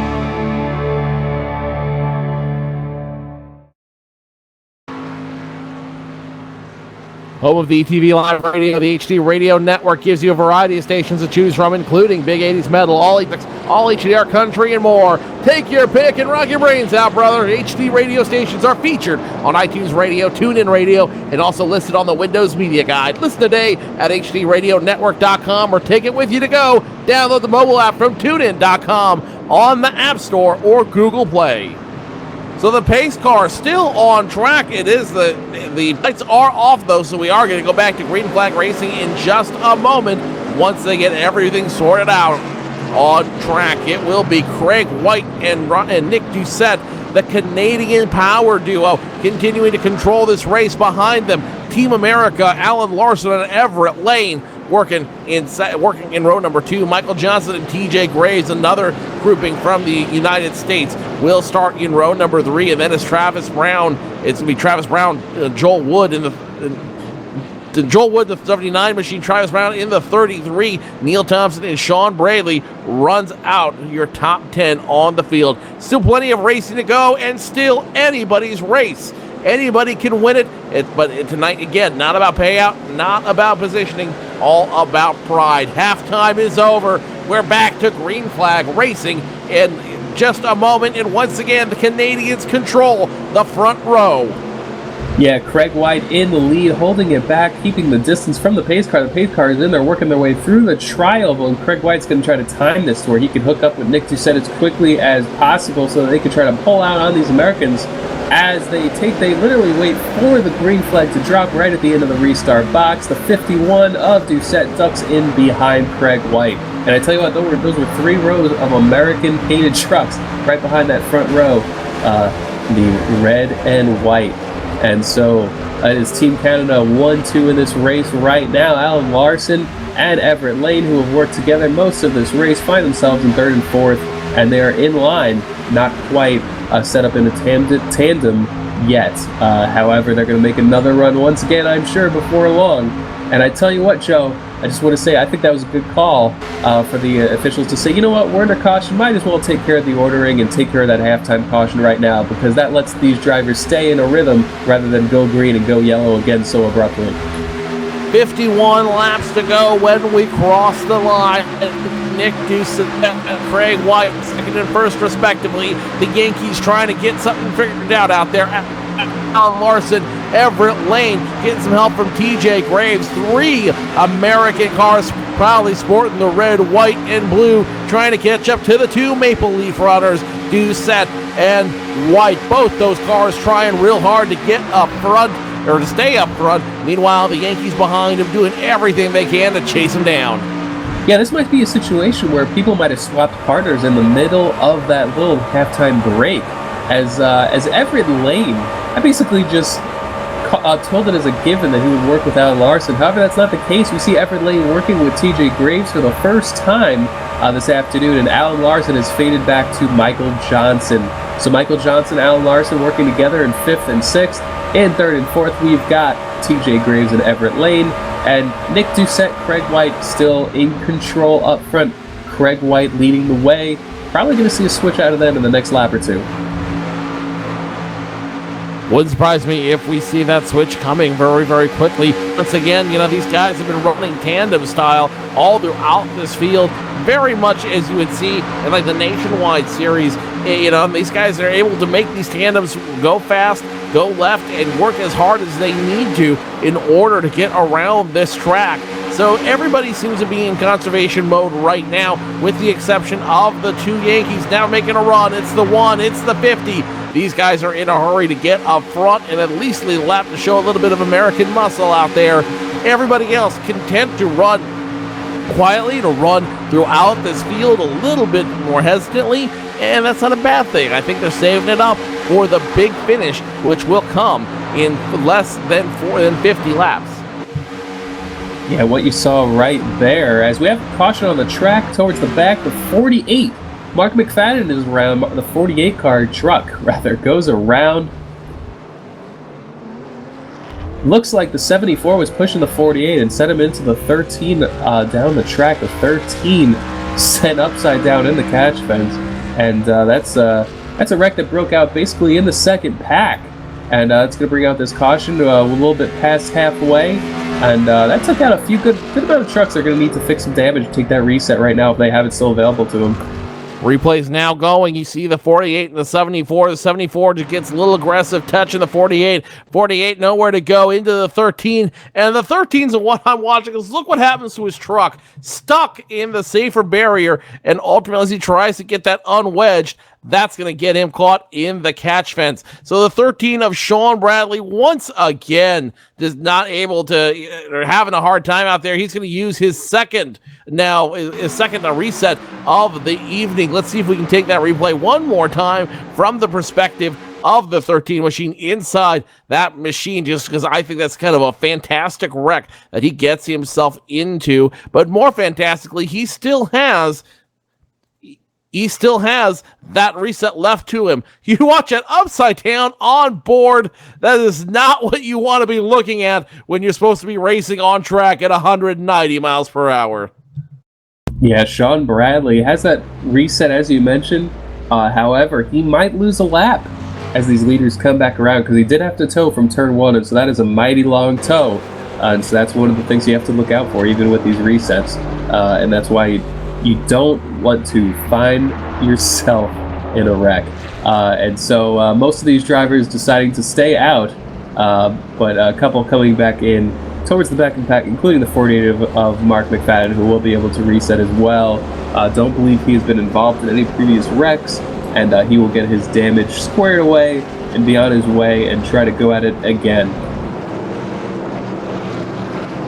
Mark McFadden also going down the attention of this pit crew right now. I've got a feeling the 48, as a result of this incident, will be scored at the tail end of this field. So pace, yellow flag out once again on the field. This is only the 3rd yellow flag, including that competition yellow flag we had to begin at the middle of this race. And for the first time in this race under a yellow flag, you've got the red, white, and blue proudly emblazoning up front. That is Everett Lane is leading right now. Craig White 2nd, TJ Graves 3rd, and Nick Doucette in 4th. So once again, the Canadians and Americans staggering it so they can start with each other and continue their tandem racing. Yeah, the caution came out at the right time. where TJ Graves could be behind that one truck of Everett Lane. And TJ just really did a good job pushing Everett to the lead there. Not someone that has been working with Everett for most of this event. However, it surely worked out right there. And Everett will be in full control of this restart with the 50 on his tail. So that's a big advantage for them. Meanwhile, Craig White and Nicholas Doucette will be on the outside in second and fourth. So they will be able to push each other right from the drop of the green flag. And so some of these guys towards the back of the pack, we have looks like just a big cluster, I guess you could say, of American paint schemes filling out the middle of the field, and then a number of Canadian trucks just involved in that wreck just now, taking out the back end of the field. You know, earlier we were talking about movies filmed in America, or I was just say in Canada, and there was a lot of great movies that were filmed in or around Canada, that were in around Canada. Films like Detroit Rock City, another great film. I'm sure no one would argue with. The Long Kiss Goodnight was up there. X-Men was filmed in Canada. A lot of great films. Gone in 60 Seconds. All great classic films shot above us in our neighbors from the north. You know what I'm noticing more and more? You watch a movie, you travel on down to the IMDb website, and you realize, whoa, this movie set in New York City was filmed in Toronto. Yeah, that's something that happens a lot more than you would think. A lot of movies being filmed in Toronto, and a lot of TV shows, as our producer Laura points out, being filmed currently in Vancouver. So, you know, Canada not short of entertainment, and the Canadians providing us entertainment once again out here on this track. Not necessarily for what anything they might be doing, in the Tinseltown or on TV, but you know, for their prowess and their driving ability, which is part of what they're supposed to be settling tonight. Who are the better drivers? And so far, we've seen an equal show of talent by both drivers from both sides of the border. Yeah, it's certainly been a lot of interesting action up front. Certainly anyone's guess is who could win this race. Anyone in that lead pack has the ability to get that big run and take the checkered flag. But right now, Everett Lane up front. But what will be interesting to see is how that group works when Everett has to push TJ Graves. They're going to be working together for the first time, I believe, of this race with Everett pushing TJ. And so you want to make sure that netcode matches up correctly and you're able to push that car to the map that you are looking to. And so Alan Larson also working with Michael Johnson that run. Didn't get the run that he was looking for in the previous run, but we'll see if they could do a little bit work together a little bit better than the last run, be able to compete here. I think they've started figuring it out right before that caution came out. So I think we'll see the 78 and the 24 rejoin that fray up front. The 74 of Ben Horrell will be the car that's going to start at the end of this lead lap. He's going to be the one that gets penalized for that incident out there, so he'll start at the very end. Sean Bradley in the 13 as a result of getting his car reset will go one lap down. Had to get a toad off of the catch fence there. What an incredible wreck for him, and it's a good thing he's got that second reset available to him so he can just get back out there and go back racing under these conditions. Lights are off. Green flag is about to fly in one lap. The Americans on the low side, Canadians on the high side, and here we are stuck in the middle with you. That is a lot of American trucks pulling out the third row, the fourth row, and the fifth row up until Neil Thompson will be restarting 10th, and we've got 5 Canadian trucks rounding out this field. So it's pretty interesting if you take a look at how these trucks are lined up for this restart. We'll see a lot of those Canadians hook up in the back, try to make that run up front, and we've got a line of 6 American trucks on the inside, 2 on the outside, and currently slated to run 6th and 8th on this restart. So TJ Graves running, I believe, the highest that he's run all race up here in this lead battle, as they will come to the green flag in less than a minute. Less than a minute before we're back to green flag racing. The Canadians high, the Americans around them. The Americans could be getting their second win around this halftime position. Only time will tell if it will be a boon to their campaign or if it'll be a boom to their campaign. Bringing the red, white, and boom will be Everett Lane and TJ Graves. On the inside, outside of them, will be the 38 of Craig White and Paul Doucette, the only two Canadians within the top 5, the only two Canadians, I believe, within the top 10. Pace car getting ready to make its way down pit road. It wants nothing to do with all these trucks. When we go back to green flag racing, here comes a pace car making its way down safely to get out of the way of what's going to be a shootout with 57 laps in, 58 in. When we go back to green flag racing, it'll be about 44 left to go in order to finish us out to see who's going to win it once and for all, the Americans or the Canadians. Green flag flies. Everett Lane wastes no time. He gets a jump. He leaves his teammate, dancing partner behind. The 50 needs the help of the 24 if he wants to get up front. Then there's the 38, the 51, the 78. And these guys aren't sure where they're going to go, so they're going to just keep going wherever they can. Meanwhile, the 38 and the 51 sticking to the plan. These two helping each other out. And remember, the driver of that 51 machine, only 10 years old. That shows a lot of maturity and a lot of cognitive ability to not jump out, not dance around with anybody else, but work with your partner in line and ultimately push him back up front. Yeah, it's an interesting setup going on down in the bottom right now as Alan Larson was possibly trying to work with TJ Graves, but TJ sticks it to the back bumper of that one of Everett Lane. And so Larson will be fading back a little bit now, having to work with someone else. Michael Johnson, who he worked with last restart, actually 3 trucks behind him right now. So that didn't work out for Alan Larson. A lot of times you think that 3-truck tandem could almost work out, but that truck in third just has his air disrupted and loses that momentum. But they're side by side, that lead battle. Everett Lane trying to hold on as Nick Doucette trying to push Craig White back up to the lead as they get that big run down the back stretch, approaching turn number 3. Approaching turn number 3, these two working as hard as they can. 2 Yankees on the bottom, 2 Canadians on top. It's the one of Everett Lane getting the push from the 50 of TJ Graves. On top, Craig White and Nick Doucette. They're trying everything they can, but they're running out of horsepower in a hurry. They cross the line. It's going to be scoring lap 60 of 101. 42 laps left to go, and still anybody's race. Yeah, absolutely. Approaching that 40 to go in just 2 laps, and they'll start feeling that desperation to be up front if they're having any trouble. Some of these guys actually, Ben Horrell, the 74, not able to keep up. Some of these guys a little bit damaged right now, but we've got that battle up front. Then we've got this big battle in the middle of the pack brewing as Michael Johnson has paired up with the 6 of Terry Hurley. Well, Terry Hurley moves up the track, and I'm not sure. He might be looking to work with the 48. But there is quite a battle going on in the middle of the pack right now here with the 6. The 33 is shoving the 79. The 6 is behind the 78 of Michael Johnson. Oh, we've got a blown motor. The 50 machine of TJ Graves, the engine is hosting that machine.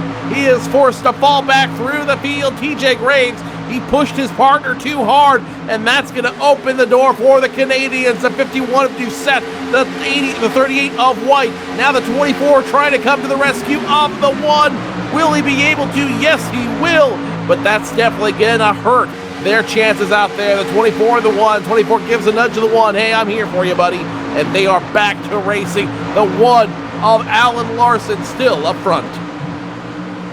Yeah, when that happened, our Canadians in the top battle right there, Craig White and Nick Doucette lifted, gave each other a lot of room there, and that's how Everett Lane did not lose very much time on the track at all. And as Everett comes around, leads lap number 61, they start 62. Now he's back with Alan Larson working together again. Alan Larson giving a push to Everett Lane. The Americans coming to each other's aid in that time, but don't count out the 51 and the 38 just yet. Now they're back on the high side, and they've got a run. I think they see the weakness out there on the American side, and they want to exploit it as best they can. The 11-year-old phenom Nick Doucette back up front. Only on paper, though, as they try to bank the pass. Won't happen. He'll have to settle for second, maybe third. Yeah, as we see a lot of smoke on the racetrack, but no oil on the track. The truck is making its way down pit road as that is TJ Graves about to pull it behind the wall. Probably too much damage to fix that engine. As we watch Alan Larson, as actually a switch for that Canadian group, Nick Doucette now going to be pushing Craig White. We've seen Craig White lead a number of laps with Nick Doucette pushing. A lot of times a driver could be good at leading and hold a smooth wheel and do everything that he needs to do, but when you put him behind someone, it becomes a little trickier. He might not be as good of a pusher. However, Nick Doucette, only 11 years old, but he's been doing a good job. As they had a little bit of a close call there. Weren't sure if Alan Larson was going to keep it on the low side. The 38 thought about having to go to the middle, but the 24 pulled up, the 38 pulls low, and the 38, Craig White, takes the lead. But what I was getting at is Nick Doucette able to push and lead. And so that's what you want in a drafting partner. That's why Craig White, Nick Doucette able to work together so well. Next battle on the field is between the 66 and 13. That's Neil Thompson and Sean Bradley, Terry Hurley, and Mark McFadden, both down low. These the 4 Canadian trucks down here, and these guys know they need to start making some moves if they want to get out there and start helping their two brethren up front. The 4 machine out there of Garrett Atwell. He, I think, was the hardest loser out there as a result of that blown engine from the 50 machine of TJ Graves. The 24 and 4 were working together going through the field, and 24 had to leave the 4 behind to get up to the number 1 machine to give him the boost and keep him up front. So that leaves the 4 with nowhere to go, no one to dance with, and he's had to hook up now with the 78 machine. That's Michael Johnson, if he wants to get back up front, and it looks like the 78 and 4 are going to hitch onto each other and try to make a run of it. That just goes to show you just how important these tandem drafts are to get right, because he was only out of it. It was just about 3 laps ago that 50 truck with TJ Graves blew up. Garrett Atwell already 7 seconds behind the leader when he finally was able to get along into a tandem draft with Michael Johnson. And certainly they're going to have a hard time making up all that time to be able to get to the lead pack once again. However, there's a bunch of trucks battling for position in front of them.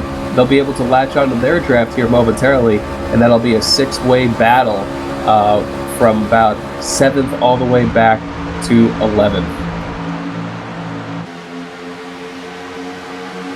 So as these guys run tandem in tandem, settling it out, we're going to go take a commercial break real quick and let these guys figure out how they want to go. The Americans now lead the Border Wars.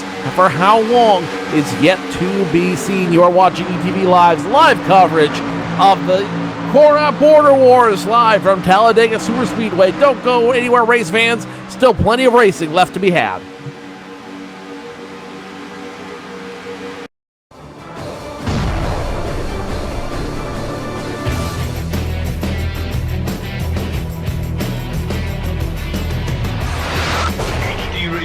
Join 5,000 plus other listeners where you can hear everything from big 80s metal to classic rock and roll, country radio, ETV, live sports radio, even adult and unplugged rock and roll. HDRadioNetwork.com, one of the fastest growing internet radio networks, HDRadioNetwork.com. Take it with you, cowboy. Get the mobile app for Android, iPhone, iPad, and all the rest from TuneIn.com.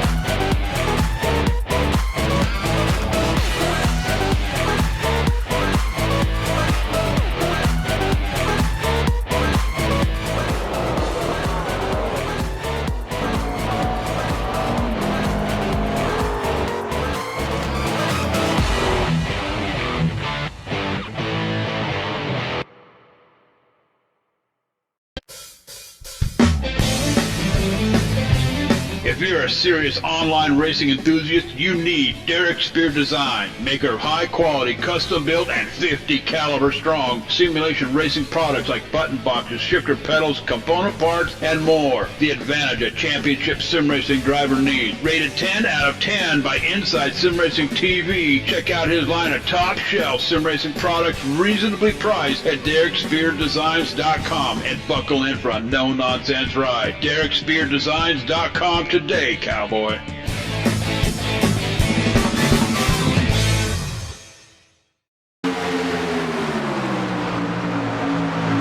Welcome back to the Cora Border Wars here as it is heating up.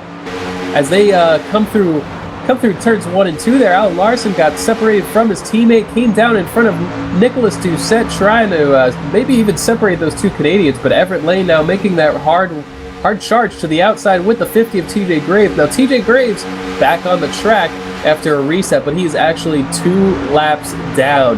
However, that's not going to stop him from helping out his teammates. That's Everett Lane trying to take the lead from Alan Larson, who he was working with moments ago.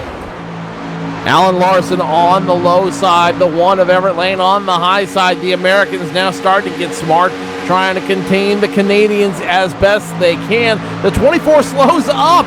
He blocked the 51 blatantly to give the 1 and the 50 the advantage out there. The Americans not pulling any punches out there.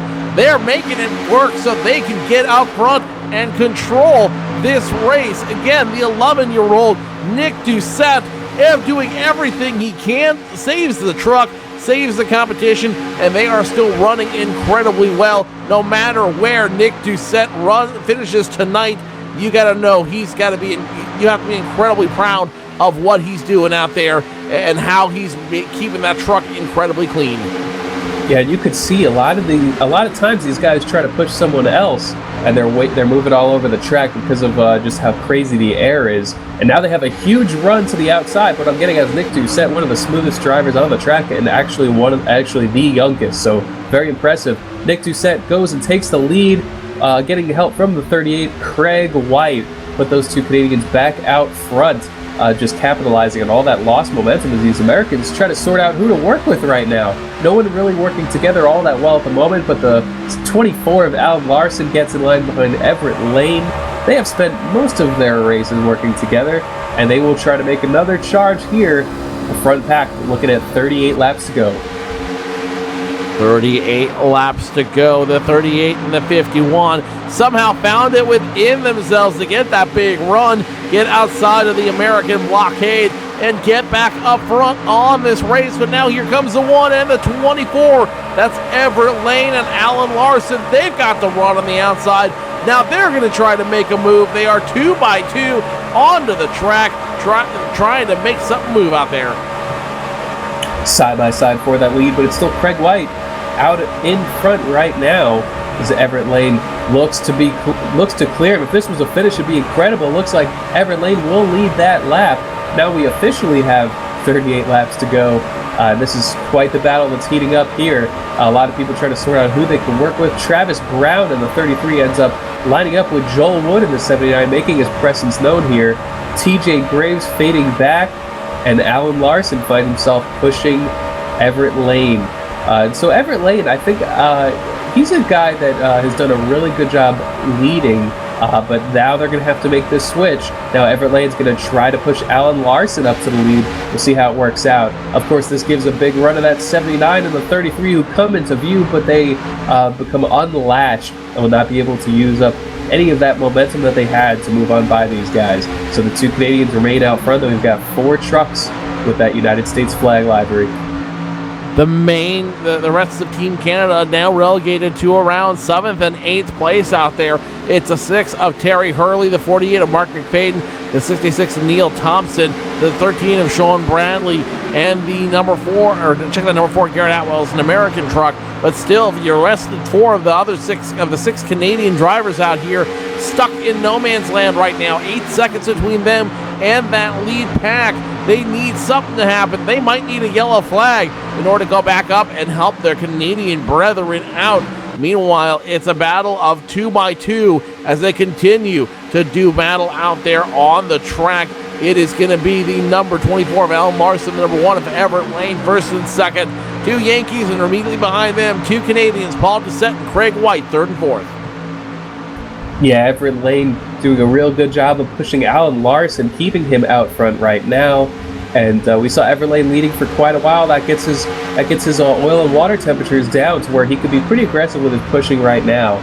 And something that these guys want to look out for is as we approach the end of this race, especially if we stay green, they want to keep their temperatures low enough that they could push that last run as long as humanly possible, or mechanically possible, I should say.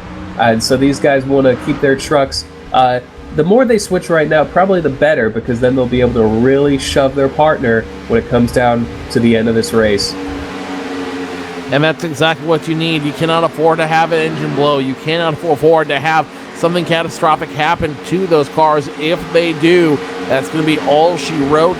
And with this few laps left in the race, you're not going to be able to rescue it later on in the race. 24-1. Make the tandem switch, and once again it's a 51 and 38 back on the low side and back moving forward, and they're doing everything they can. You see the 38 staggering with the 51 to try to get the cold air inside his engine and keep the temperature cool enough where he's not going to blow an engine. If he blows an engine now, that could be catastrophic for Team Canada.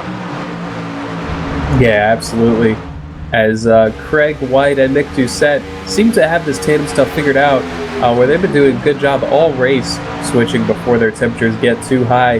But right now is basically a 4-truck battle up front, and then it's just quite a gap between the engine difficulties and a couple of the other trucks fading backward. It looks like the top 4 trucks for most of this evening find themselves in the top 4 with just over about 33 laps to go. So go figure, the cream always rise to the top.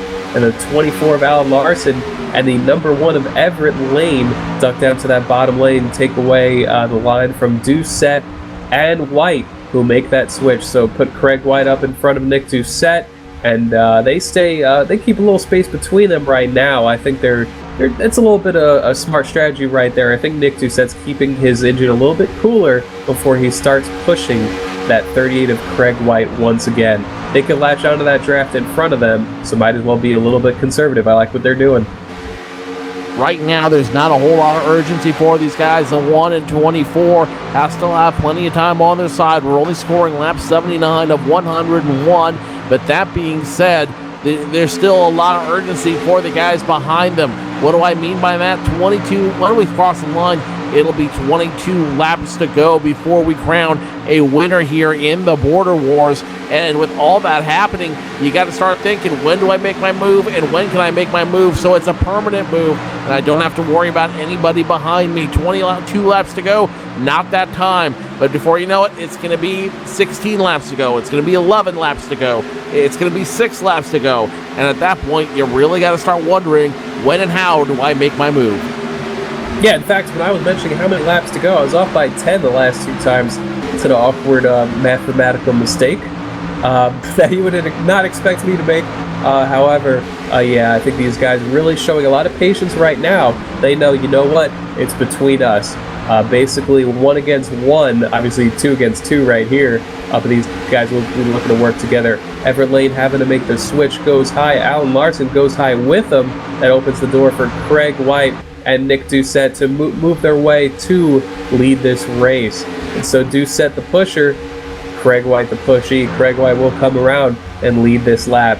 But Larson and Lane able to pull off that switch pretty seamlessly, get back in line there, lash back together, and now they're going to make a nice big run to get that lead. They get the lead, they get it in convincing fashion, but how much longer can they run it? It's going to be 21 laps to go at this juncture, 20 to go when they cross the stripe in a half a lap.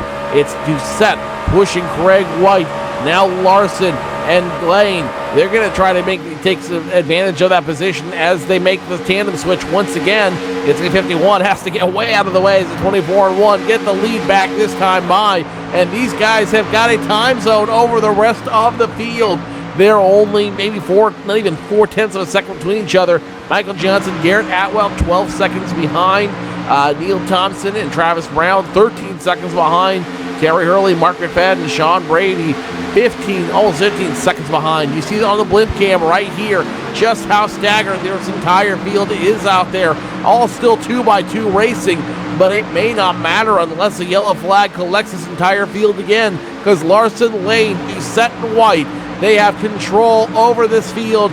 They have absolute control of what happens to their own destiny here on out. Yeah, a lot of times when you see these switches being made, the car will get out of the lane of the tandem that is just really coming fast. And so that is something where these guys can kind of mess with each other towards the end of the race.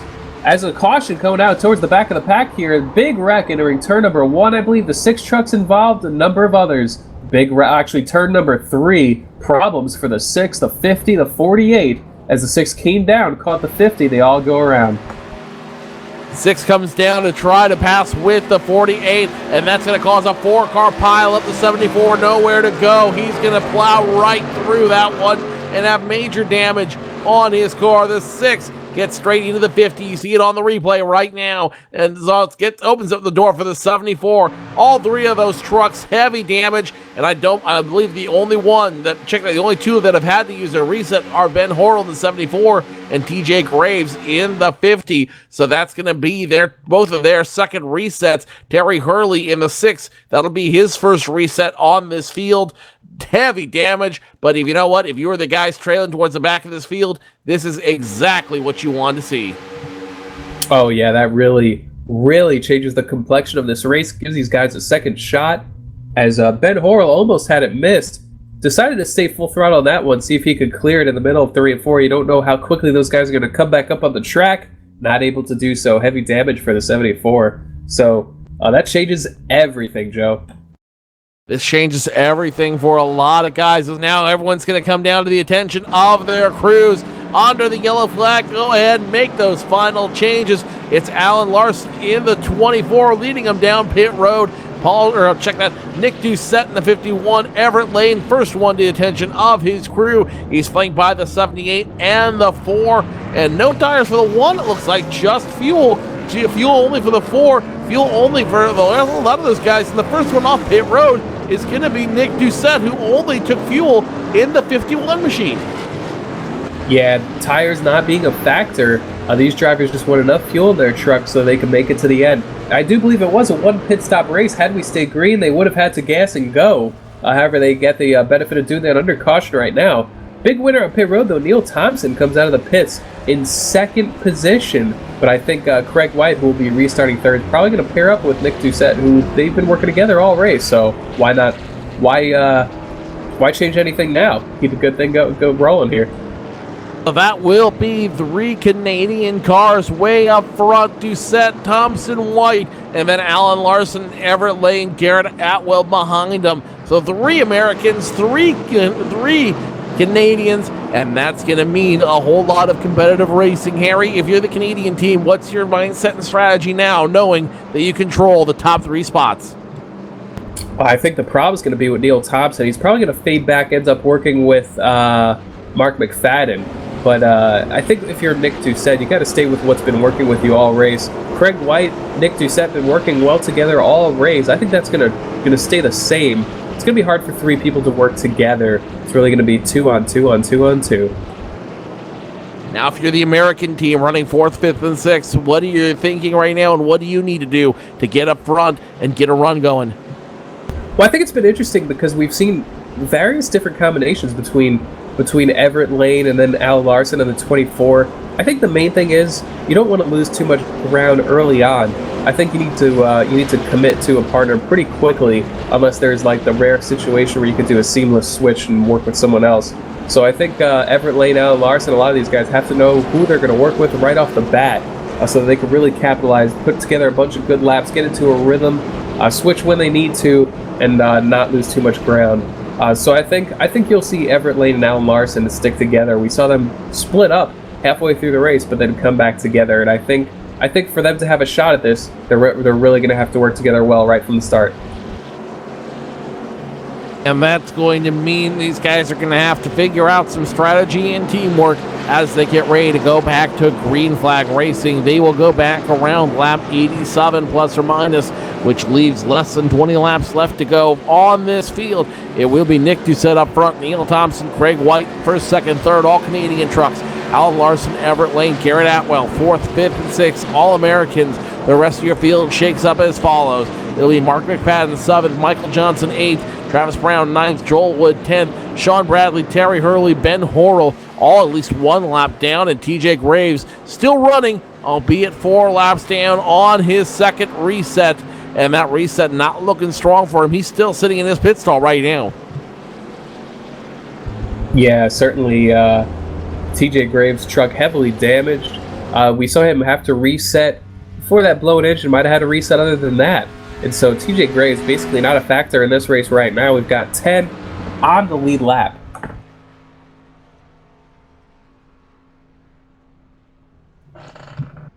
Sean Bradley getting the wave around. He will be the lucky dog of this period, and he is going to get his lap back. So 11 trucks on the lead lap, but all eyes are going to be on the top 3 and the top 3 up front and the top 3 behind them. The top 3 Canadian trucks up in the top 3 positions, and the top 3 U.S. trucks behind them as well. It's going to make for some very entertaining racing, as these guys are going to be using all of their team dynamics to make sure that their side gets the win.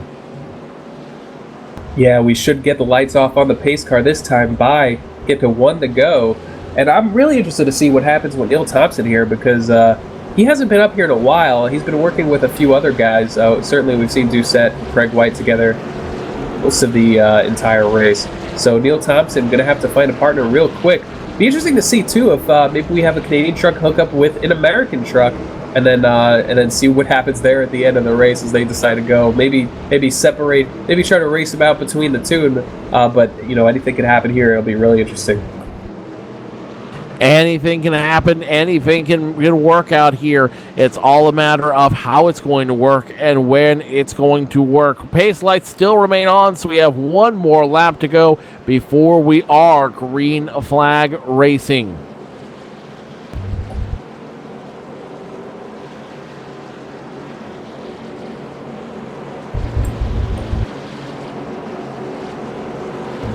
Yeah, and TJ Graves, his truck is so horrendously damaged, was able to pull it off a pit road, but he might as well park it at this point. That truck will not be able to get up to speed, and he's going to bring it back in this time by probably fix him as much damage as he could take care of, and then see what he could do at the end of this race. But we've got 4 trucks a lap down or out. In fact, I think we only have 1 truck out of the race. 3 are a lap down or more. Followed by the 11 on the lead lap. Most recently, Sean Bradley got that lucky dog back on the lead lap after that reset. Last caution. A lot of exciting racing, a lot of great fodder. I'm sure that we'll be talking about Tuesday night. Don't forget, join the Cowboy, J.D. Webb, Jimmy North, and Evan Bosco and the whole crew Tuesday nights at 9 p.m. for an hour of rewind, looking back at previous broadcast events, guest interviews, drama and topic, never too hot to touch. The boys ramp it up in the BS and Back Talk segment with thoughts and opinions on some of the topics in the online racing arena. It's fun and entertaining, no rules, no BS. Rewind BS Back Talk, 9 p.m. Tuesdays on ETV Live Radio, and I'm sure tonight's finish, whether it be for either side, will be a point of contention for the boys when they talk Tuesday night at 9 p.m. on ETV Live Radio. So with the pace car coming back around, coming down to the stripe, this should be the last lap under caution. This should be it. We should be going green flag racing on lap 88, plus or minus it is. So we're going to go green flag racing in just 1 more lap. Nick Doucette up front, Neil Thompson second, Craig White third, all Canadian cars. Alan Larson fourth, Everett Lane fifth, Garrett Atwell sixth, all American cars. Mark McFadden, Michael Johnson, Travis Brown, Joel Wood, your top 10. And then the Canadian cars in the back, Sean Bradley, Terry Hurley, Ben Horrell. These guys need to get up front to help out their Canadian brethren. Will they be able to do so on this restart? We'll find out in just half a lap. Terry Hurley, as a result of that accident, will be credited and we've given an end of the longest line penalty. He will start at the tail end of this field, which puts him down even further. He's already 1 lap down. That's just going to hurt him even more. Yeah, absolutely. And as we come to this restart, they're going to take the green, about 14 laps to go. And that might not seem like much, but that's about 12 minutes here around Talladega, so it gives these guys a lot of time. They're going to be biding their time early on in this run before they really start racing aggressively. 14 laps here sounds short, but it could take a while. And so I'll be really interested to see in where the 66 goes, and possibly see if Alan Larson ends up pushing the 66 for quite a while. Alan Larson's got Garrett Atwell behind him, who he hasn't really worked with all race. And he hasn't worked with Neil Thompson either. However, Neil has a good track position, and so those mismatched pair tandems could be really, really interesting here coming down to the end of this race. Mismatched pair tandems will only be loyal to each other so long as they benefit each other, and I've got a feeling that mutual benefit is going to end very quickly. TJ Graves remains on pit road. For all intents and purposes, his night could be done. We'll off to see, and we'll have to keep an eye on him as they get ready to go green flag racing in just moments. Pace car pulls down pit road, wants nothing to do with a shootout we're about to see. It's Nick Doucette's field once he flies the green flag. Once he sees the restart, they've got it. He's got the hammer down, and the 51 gets the jump. It's going to be the 38 immediately behind him, giving him the hand out there. The 66 nowhere to go. He's going to try to hold them off as long as he can before he jumps in line with them. And we are back to green flag racing, currently scoring lap 88, 22 laps left to go. And actually, something interesting on the inside, we have Alan Larson and then the 4 making contact there. The 4 just not pushing Alan Larson quite at the right time. Alan Larson gets sideways, but the 1 truck stuck on the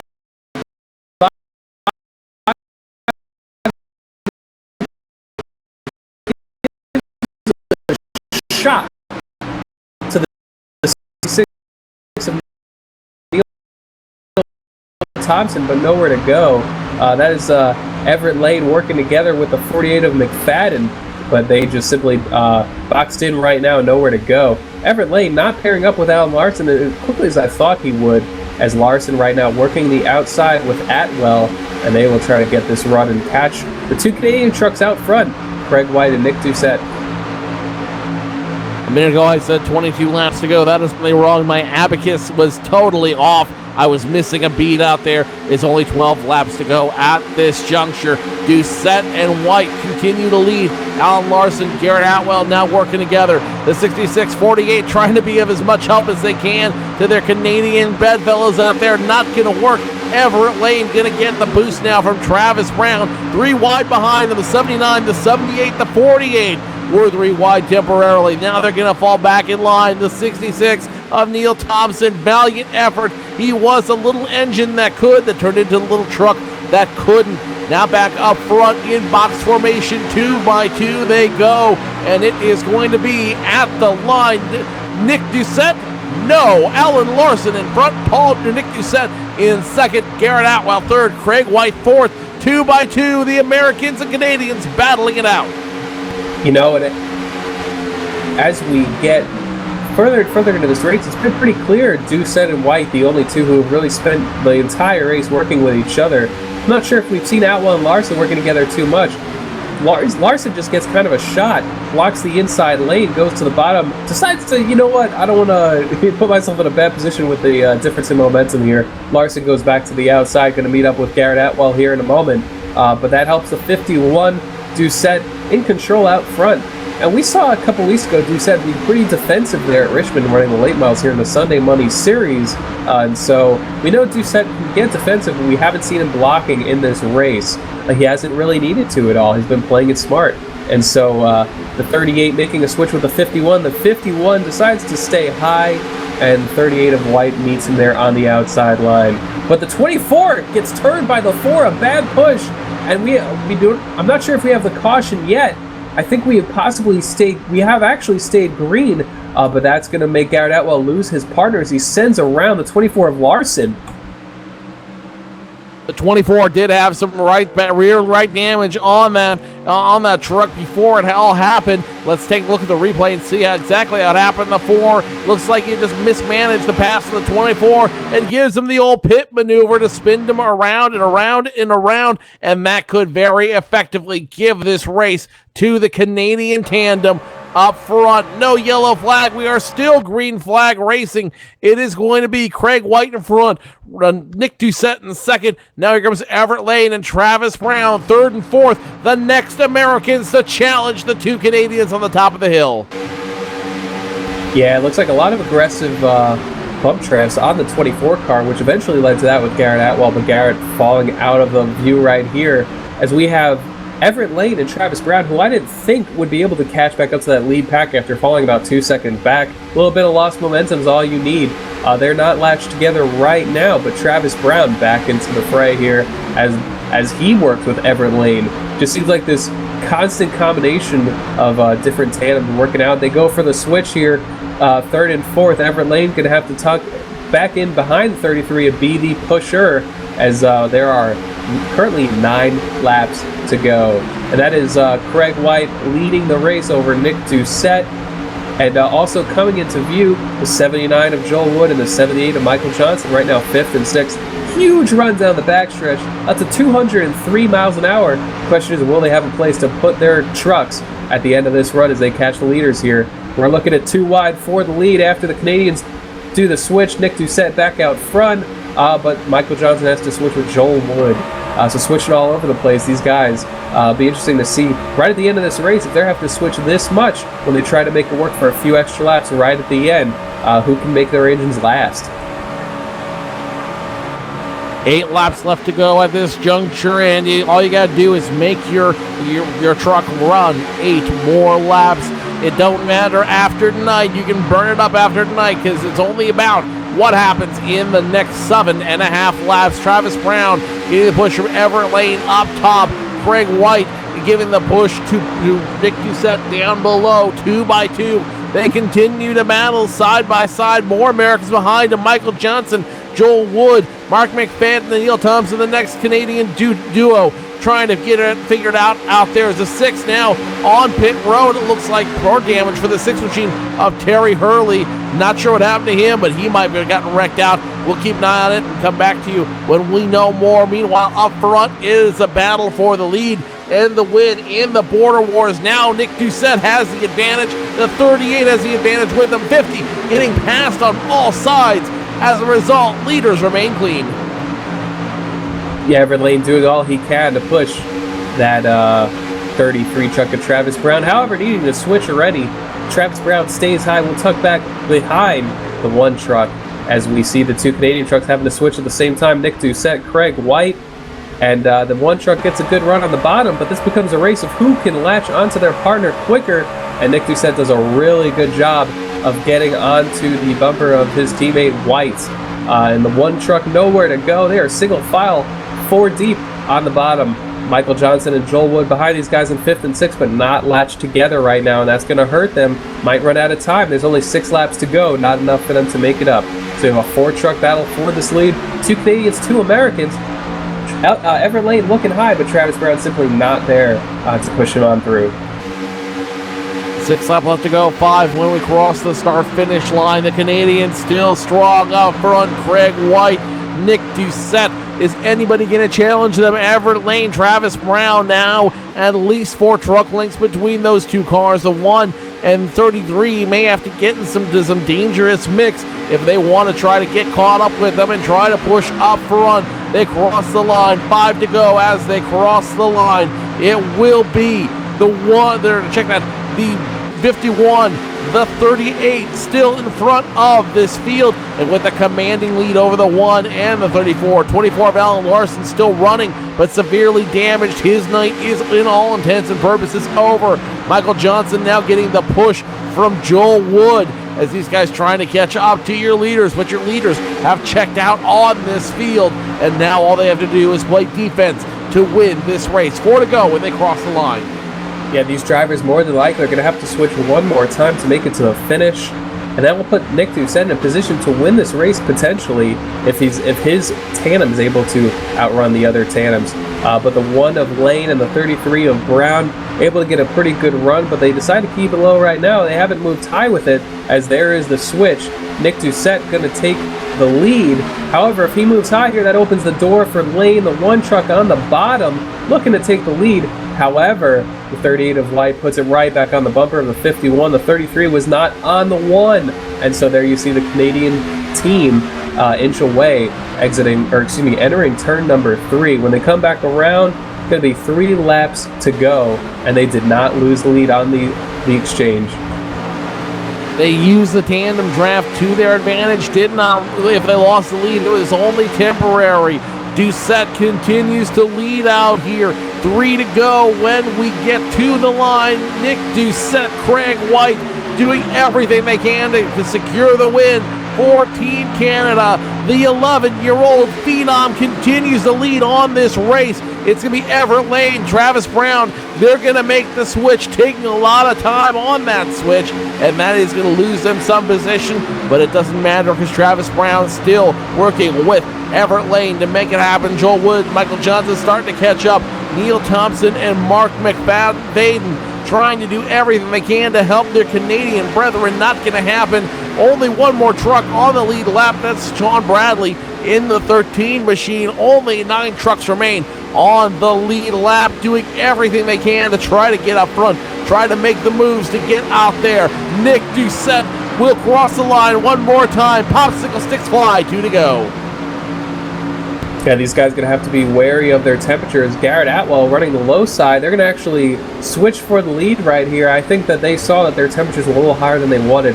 Nick Doucette gets behind the 38 of Craig White. That gives an opening to Travis Brown, the 33, the 1 of Everett Lane. They are side by side for the lead.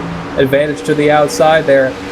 Big run for the 33. They come down in front of the 2 Canadians. The 1 truck gets turned with a great save, and that's going to be interesting up there because now the leader has no drafting partner. However, we have Joel Wood and Michael Johnson entering into the fray as well. The 38 got blocked, put into a bad position by the 1 truck, held his line, stayed in the gas. Contact again. Joel Wood comes down into the 38 of Craig White, I believe, and gets spun around. I don't believe we have a caution from that. We're on the final lap, and they're going to remain green. 51 and 33 now making contact. This will be the race for the win. 1 more lap to go. Yellow flag. Yellow lights are on around the track, but these competitors up here don't seem to care. They're still going at it 100 miles per hour. Nick Doucette immediately on the back bumper of Travis Brown. Travis Brown showing no interest in giving rid of this lead. Nick Doucette all over his bumper. He's got to find a way around to secure the win for Team Canada. Now 51 goes high. It's going to be a drag race down the front stretch. The 11-year-old phenom is right with him. The 33 pushes him up, gets into him. The 51 now spins him around. Your 2 leaders around. 51 spinning like a top. 33 will take the win on paper, but what a finish. Nick Doucette probably not too happy right now. What happened there was the 33 kept running him up and up the track until he eventually just simply came up and turned him. The 51 out of control comes back down the track, turns the 33 head onto the fence, somewhat reminiscent of Terry Labonte in 1996 with Dale Earnhardt. Wreckers and checkers, you don't have to choose, you got both. Let's take the replay from the trackside camera out there, and you see it, the 51 and 33 coming in incredibly hot. The 33 runs him up the track. 51 didn't want to budge. 51 ends up getting bumped by the 33, gets him loose, and both of those trucks end up into the wall nose first. Let's take it from another angle. Let's see if we can get an angle watching these guys come across the line. The 51 uses momentum to get him across the 33. Lucky that the 78's nowhere near either of those trucks. 33 will be the winner on paper. This is all unofficial. The 51 in second, and Michael Johnson, who had a quiet race all night long, will finish in third.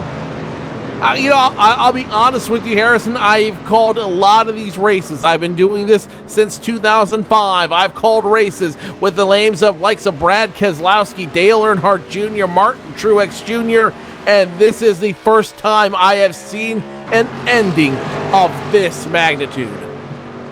Yeah, it gets tight right at the end of these races. And Michael Johnson had one heck of a view, as we're about to see on the replay here. Running in third, stayed full throttle, trying to capitalize on this. Two trucks getting together, just wasn't close enough to be able to get the lead. But Michael Johnson with a solid result nonetheless. But Super Speedway Racing, the 33 of Travis Brown knew that if he did not get really defensive there, he had the race lost. And so he had to do something different. And he used up Nick Doucette, but he gets the win. And that is unofficial as of right now, but one crazy finish to the end of this one. We are going to speak with the officials to get the official word on how this race ended. In the meantime, race fans, we will talk to your top three finishers. We will recap this crazy race and go over that wild finish from the perspective of both drivers. Points finish unofficial at this point. Travis Brown up front, or Nick Doucette second, Michael Johnson third. When we come back, we will sort it all out for you and talk to your top three of the Cora Border Wars.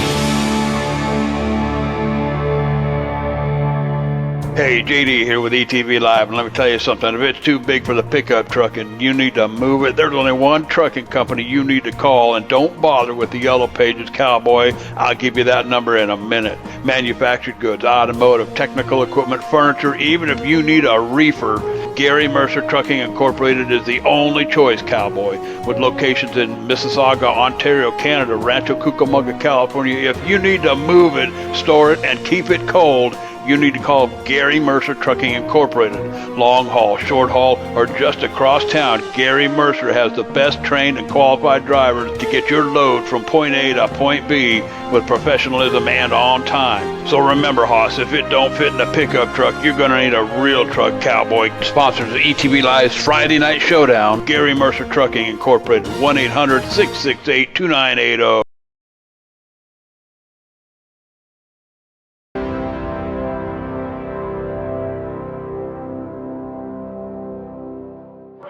It's time for those most famous words in motorsports.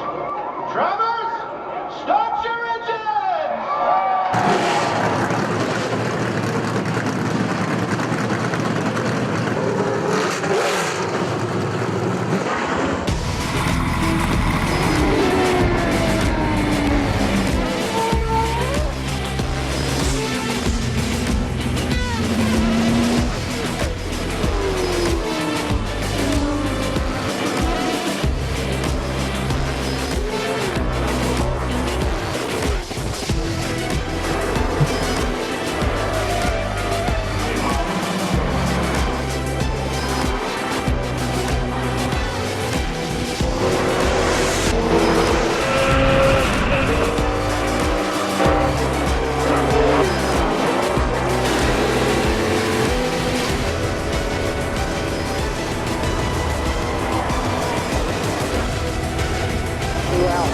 Michael Conti comes up at a corner number 4 in the checkered flag. He wins his first NASCAR iRacing.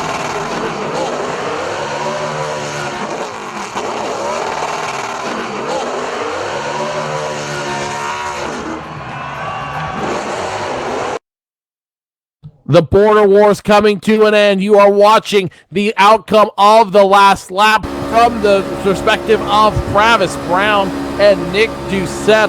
Crazy driving all the way to the end through the point of impact.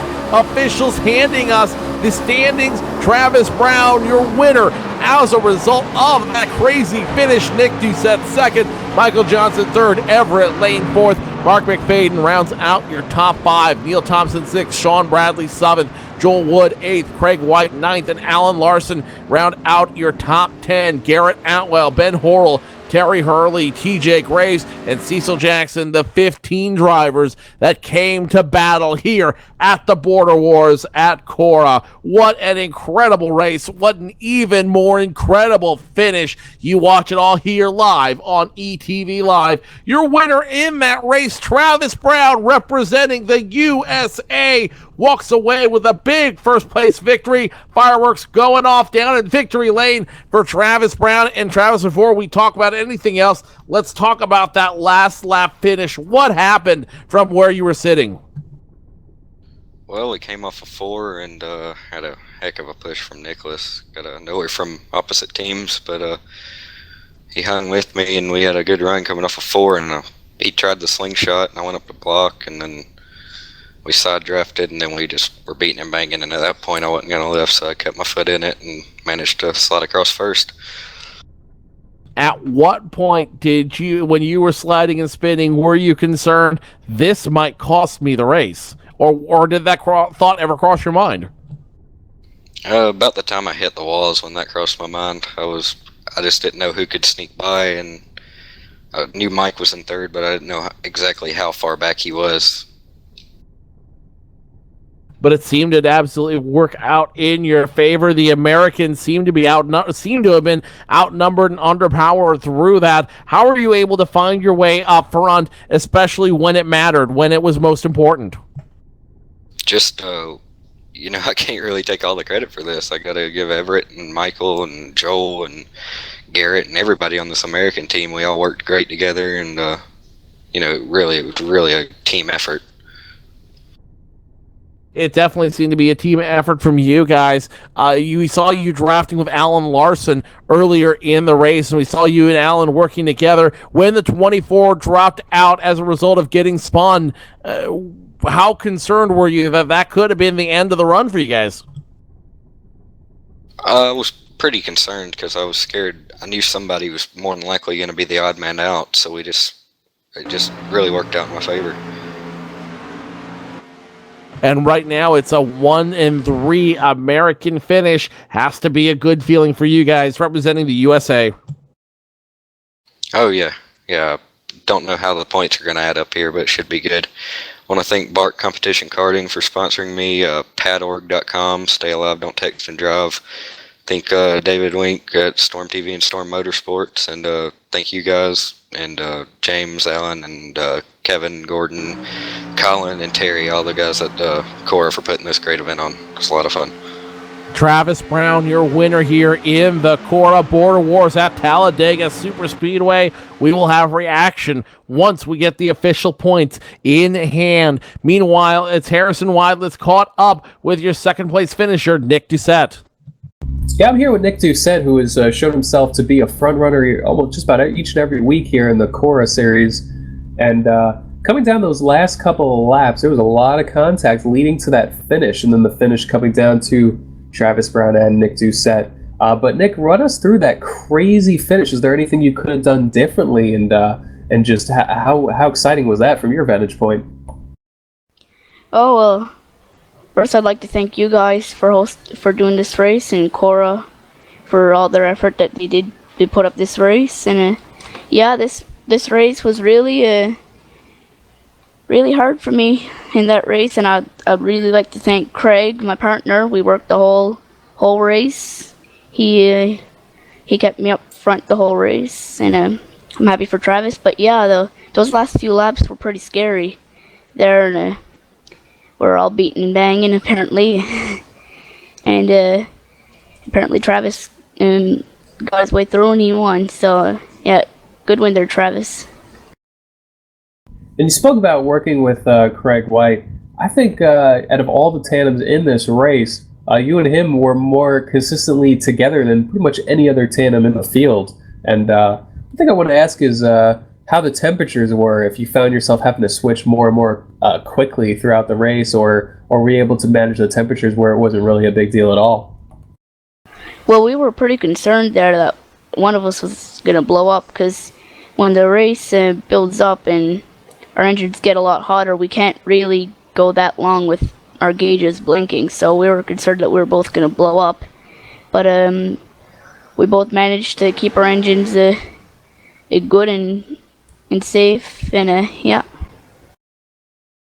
Looking at the Sunday Money series that's running just about each and every week, we've got races coming up in Charlotte with the late model, Watkins Glen with the IndyCar, Legends at South Boston. Is there any combination that you're really looking forward to run here in the point series? I'm not really sure, because I have school on Mondays and it's really late here on the Sunday nights, so I think I'm probably looking more forward to the Charlotte and the late models. Well, I tell you what, just short of victory tonight, but a really good run. Is there anyone you'd like to thank after a strong showing? Well, like I said, I'd like to thank you guys, ETV, for broadcasting this race. I'd like to thank Cora. And again, a big thanks to Craig, my partner there, my Canadian partner in this race. That's our second place finisher, Nick Doucette. I believe Joe is caught up with the third place finisher who had a great view of all that battling in the last couple laps. Michael Johnson in the 78 truck, finishing third, representing the United States. And let me ask you, Michael Johnson, you got a incredible view of everything that happened. What was crossing your mind as you watched the 33 and 51 nearly destroy their trucks at the end of this race? Honestly, what was crossing my mind was I might get a victory here. Saw him beating and banging. Was getting real aggressive there towards the last 5 laps of the race. But all in all, I thought it was a good show. Third place, I'll take it. Representing the United States. Great concept, the Border Wars here. I really enjoyed it. I'd like to thank Cora for putting that on. Fast Lane for hooking me up with a great setup. I'd like to thank the Canadians for clean driving. And, great show. But, I was thinking maybe I'll get a victory here. You came ever so close after having an incredibly quiet race tonight. What was your strategy coming into this one? A lot of people try to do different things at Talladega. Where were you at in the spectrum of strategy looking at this Border War race? My perspective of strategy was just try to help the Americans finish in front of the Canadians and keep my truck clean. I think that was my strategy. Of course, you always want to finish in top 3 or even win it. But a top 5 would have been good for me tonight. I just wanted to stay clean, get through to those last few aggressive laps, and then race it out. And that strategy definitely seemed to work for you. This race was very unique in the fact that we had that competition halftime period. How did that affect your race planning or strategy, if at all? Did it? It certainly did. When you have a halfway caution, you can take it easy in that first segment, not really race hard, knowing that you're going to be able to get your laps back, perhaps, and get back onto that lead lap and then race it out with the remaining 50 laps. So, there towards pit strategy was definitely playing into effect. We weren't sure when we were going to pit, so we kind of got lucky with that caution. But that was probably the toughest thing, is deciding when we were going to pit. Deciding when to pit and how to pit was definitely seemed to be a point of contention for everybody out there. In that last pit stop, we had that one last yellow flag. In that last pit stop, we saw you got all of your services. Did that suffice, or could there have been more you could have done had you had more time? there probably could have been more we could have done if we would have had a few more laps, I think. But all in all, I think it worked out. I don't know how the overall points total is going to work out to decide the overall winner. Hopefully it's USA. But, yeah, I think a few more laps would have definitely been good. Finally, big finish for you. Big finish for Team USA. Points not official yet. How you feeling about USA's chances winning the Border Wars? 50-50 at this point. Looking at the scoreboard, I'm 50-50. 50-50 chance of winning it, everything. Real quick before I let you go, Mike, any shout-outs you want to give? Anything else you'd like to offer for our fans? It's all yours. Yeah, just give shout-outs to Fastlane Racing, Everett, Joel, Travis, Martin, all the good guys. Thanks for the setup tonight. That's Mike Johnson finishing third, representing Team USA in the 78 machine. Good run tonight, Mike. I'm sure we'll see you around here at Cora. Thank you. Have a good night, guys. Now joining us down here in the booth, driver of that number 24 machine, Alan Larson, one of the guys who brought this all together. I know you have the points in that envelope right there, but Alan, before we begin to we reveal the points finish for the Border Wars, let's talk about tonight's race real quick. Incredible racing from incredibly talented drivers on both sides of the border. Absolutely. Awesome race. It couldn't have been any better. Everybody was kind of thinking it might be a sleeper, but I really don't think it was. I think it turned out pretty good. Now, this was a pet project of yours. We heard earlier in the race, talking to the COO here at Cora. How did this all come together, and how were you able to attract such a talented field here in Talladega? Well, everybody on iRacing has talent, or they wouldn't be here for very long. It's just a lot of work, a lot of hosted rooms, and a lot of recruiting, and a lot of work. And a lot of these guys race with Cora regularly. Some of them are new, but you just kind of get out there and watch, and pick people out and talk to them, and just it's a lot of monotonous work. A lot of monotonous work, but when you see it all come together like this, it definitely comes together, and it comes together in a big way. Big finish here tonight between Travis Brown and Paul Doucette. I'm sure you watched the replay as much as I did. Incredible racing, and what an incredible finish. Incredible finish. I just wish I would have been up there, a part of it, man. I was having so much fun out there tonight. Before we get to the points, last question. If some people want to find out more about Championship Online Racing Association, where do they go? They go to www.cora-racing.com. Cora-racing.com, and all the information you need if you want to go racing at the Championship Online Racing Association, Cora-racing.com. Cora-racing.com, I should say. All right, Alan, we stalled enough. Open up the envelope. Tell us who was the winner of the Border Wars. Well, coming in with 629 points to 619 points, USA takes the trophy. Team America takes the trophy, but only by a handful of points. That's a finish you couldn't even make up if you wrote the ending. Incredible finish, and just speaks to the incredible talent on both sides. Oh, absolutely. And what a race. And I hope we do this again real soon, because it was so much fun.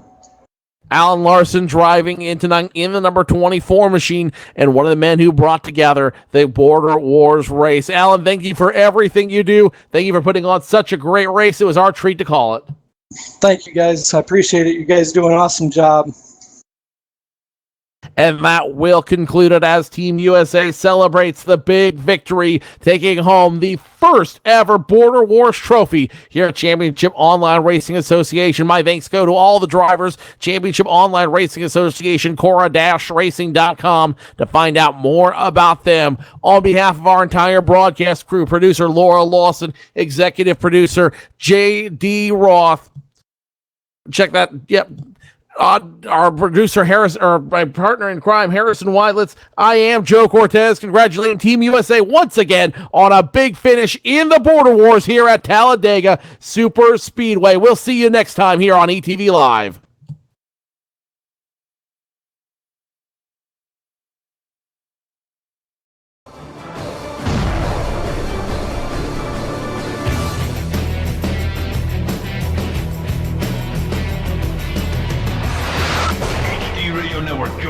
5,000 plus other listeners where you can hear everything from big 80s metal to classic rock and roll, country radio, ETV, live sports radio, even adult and unplugged rock and roll. HDRadioNetwork.com, one of the fastest growing internet radio networks, HDRadioNetwork.com. Take it with you, cowboy. Get the mobile app for Android, iPhone, iPad, and all the rest from TuneIn.com.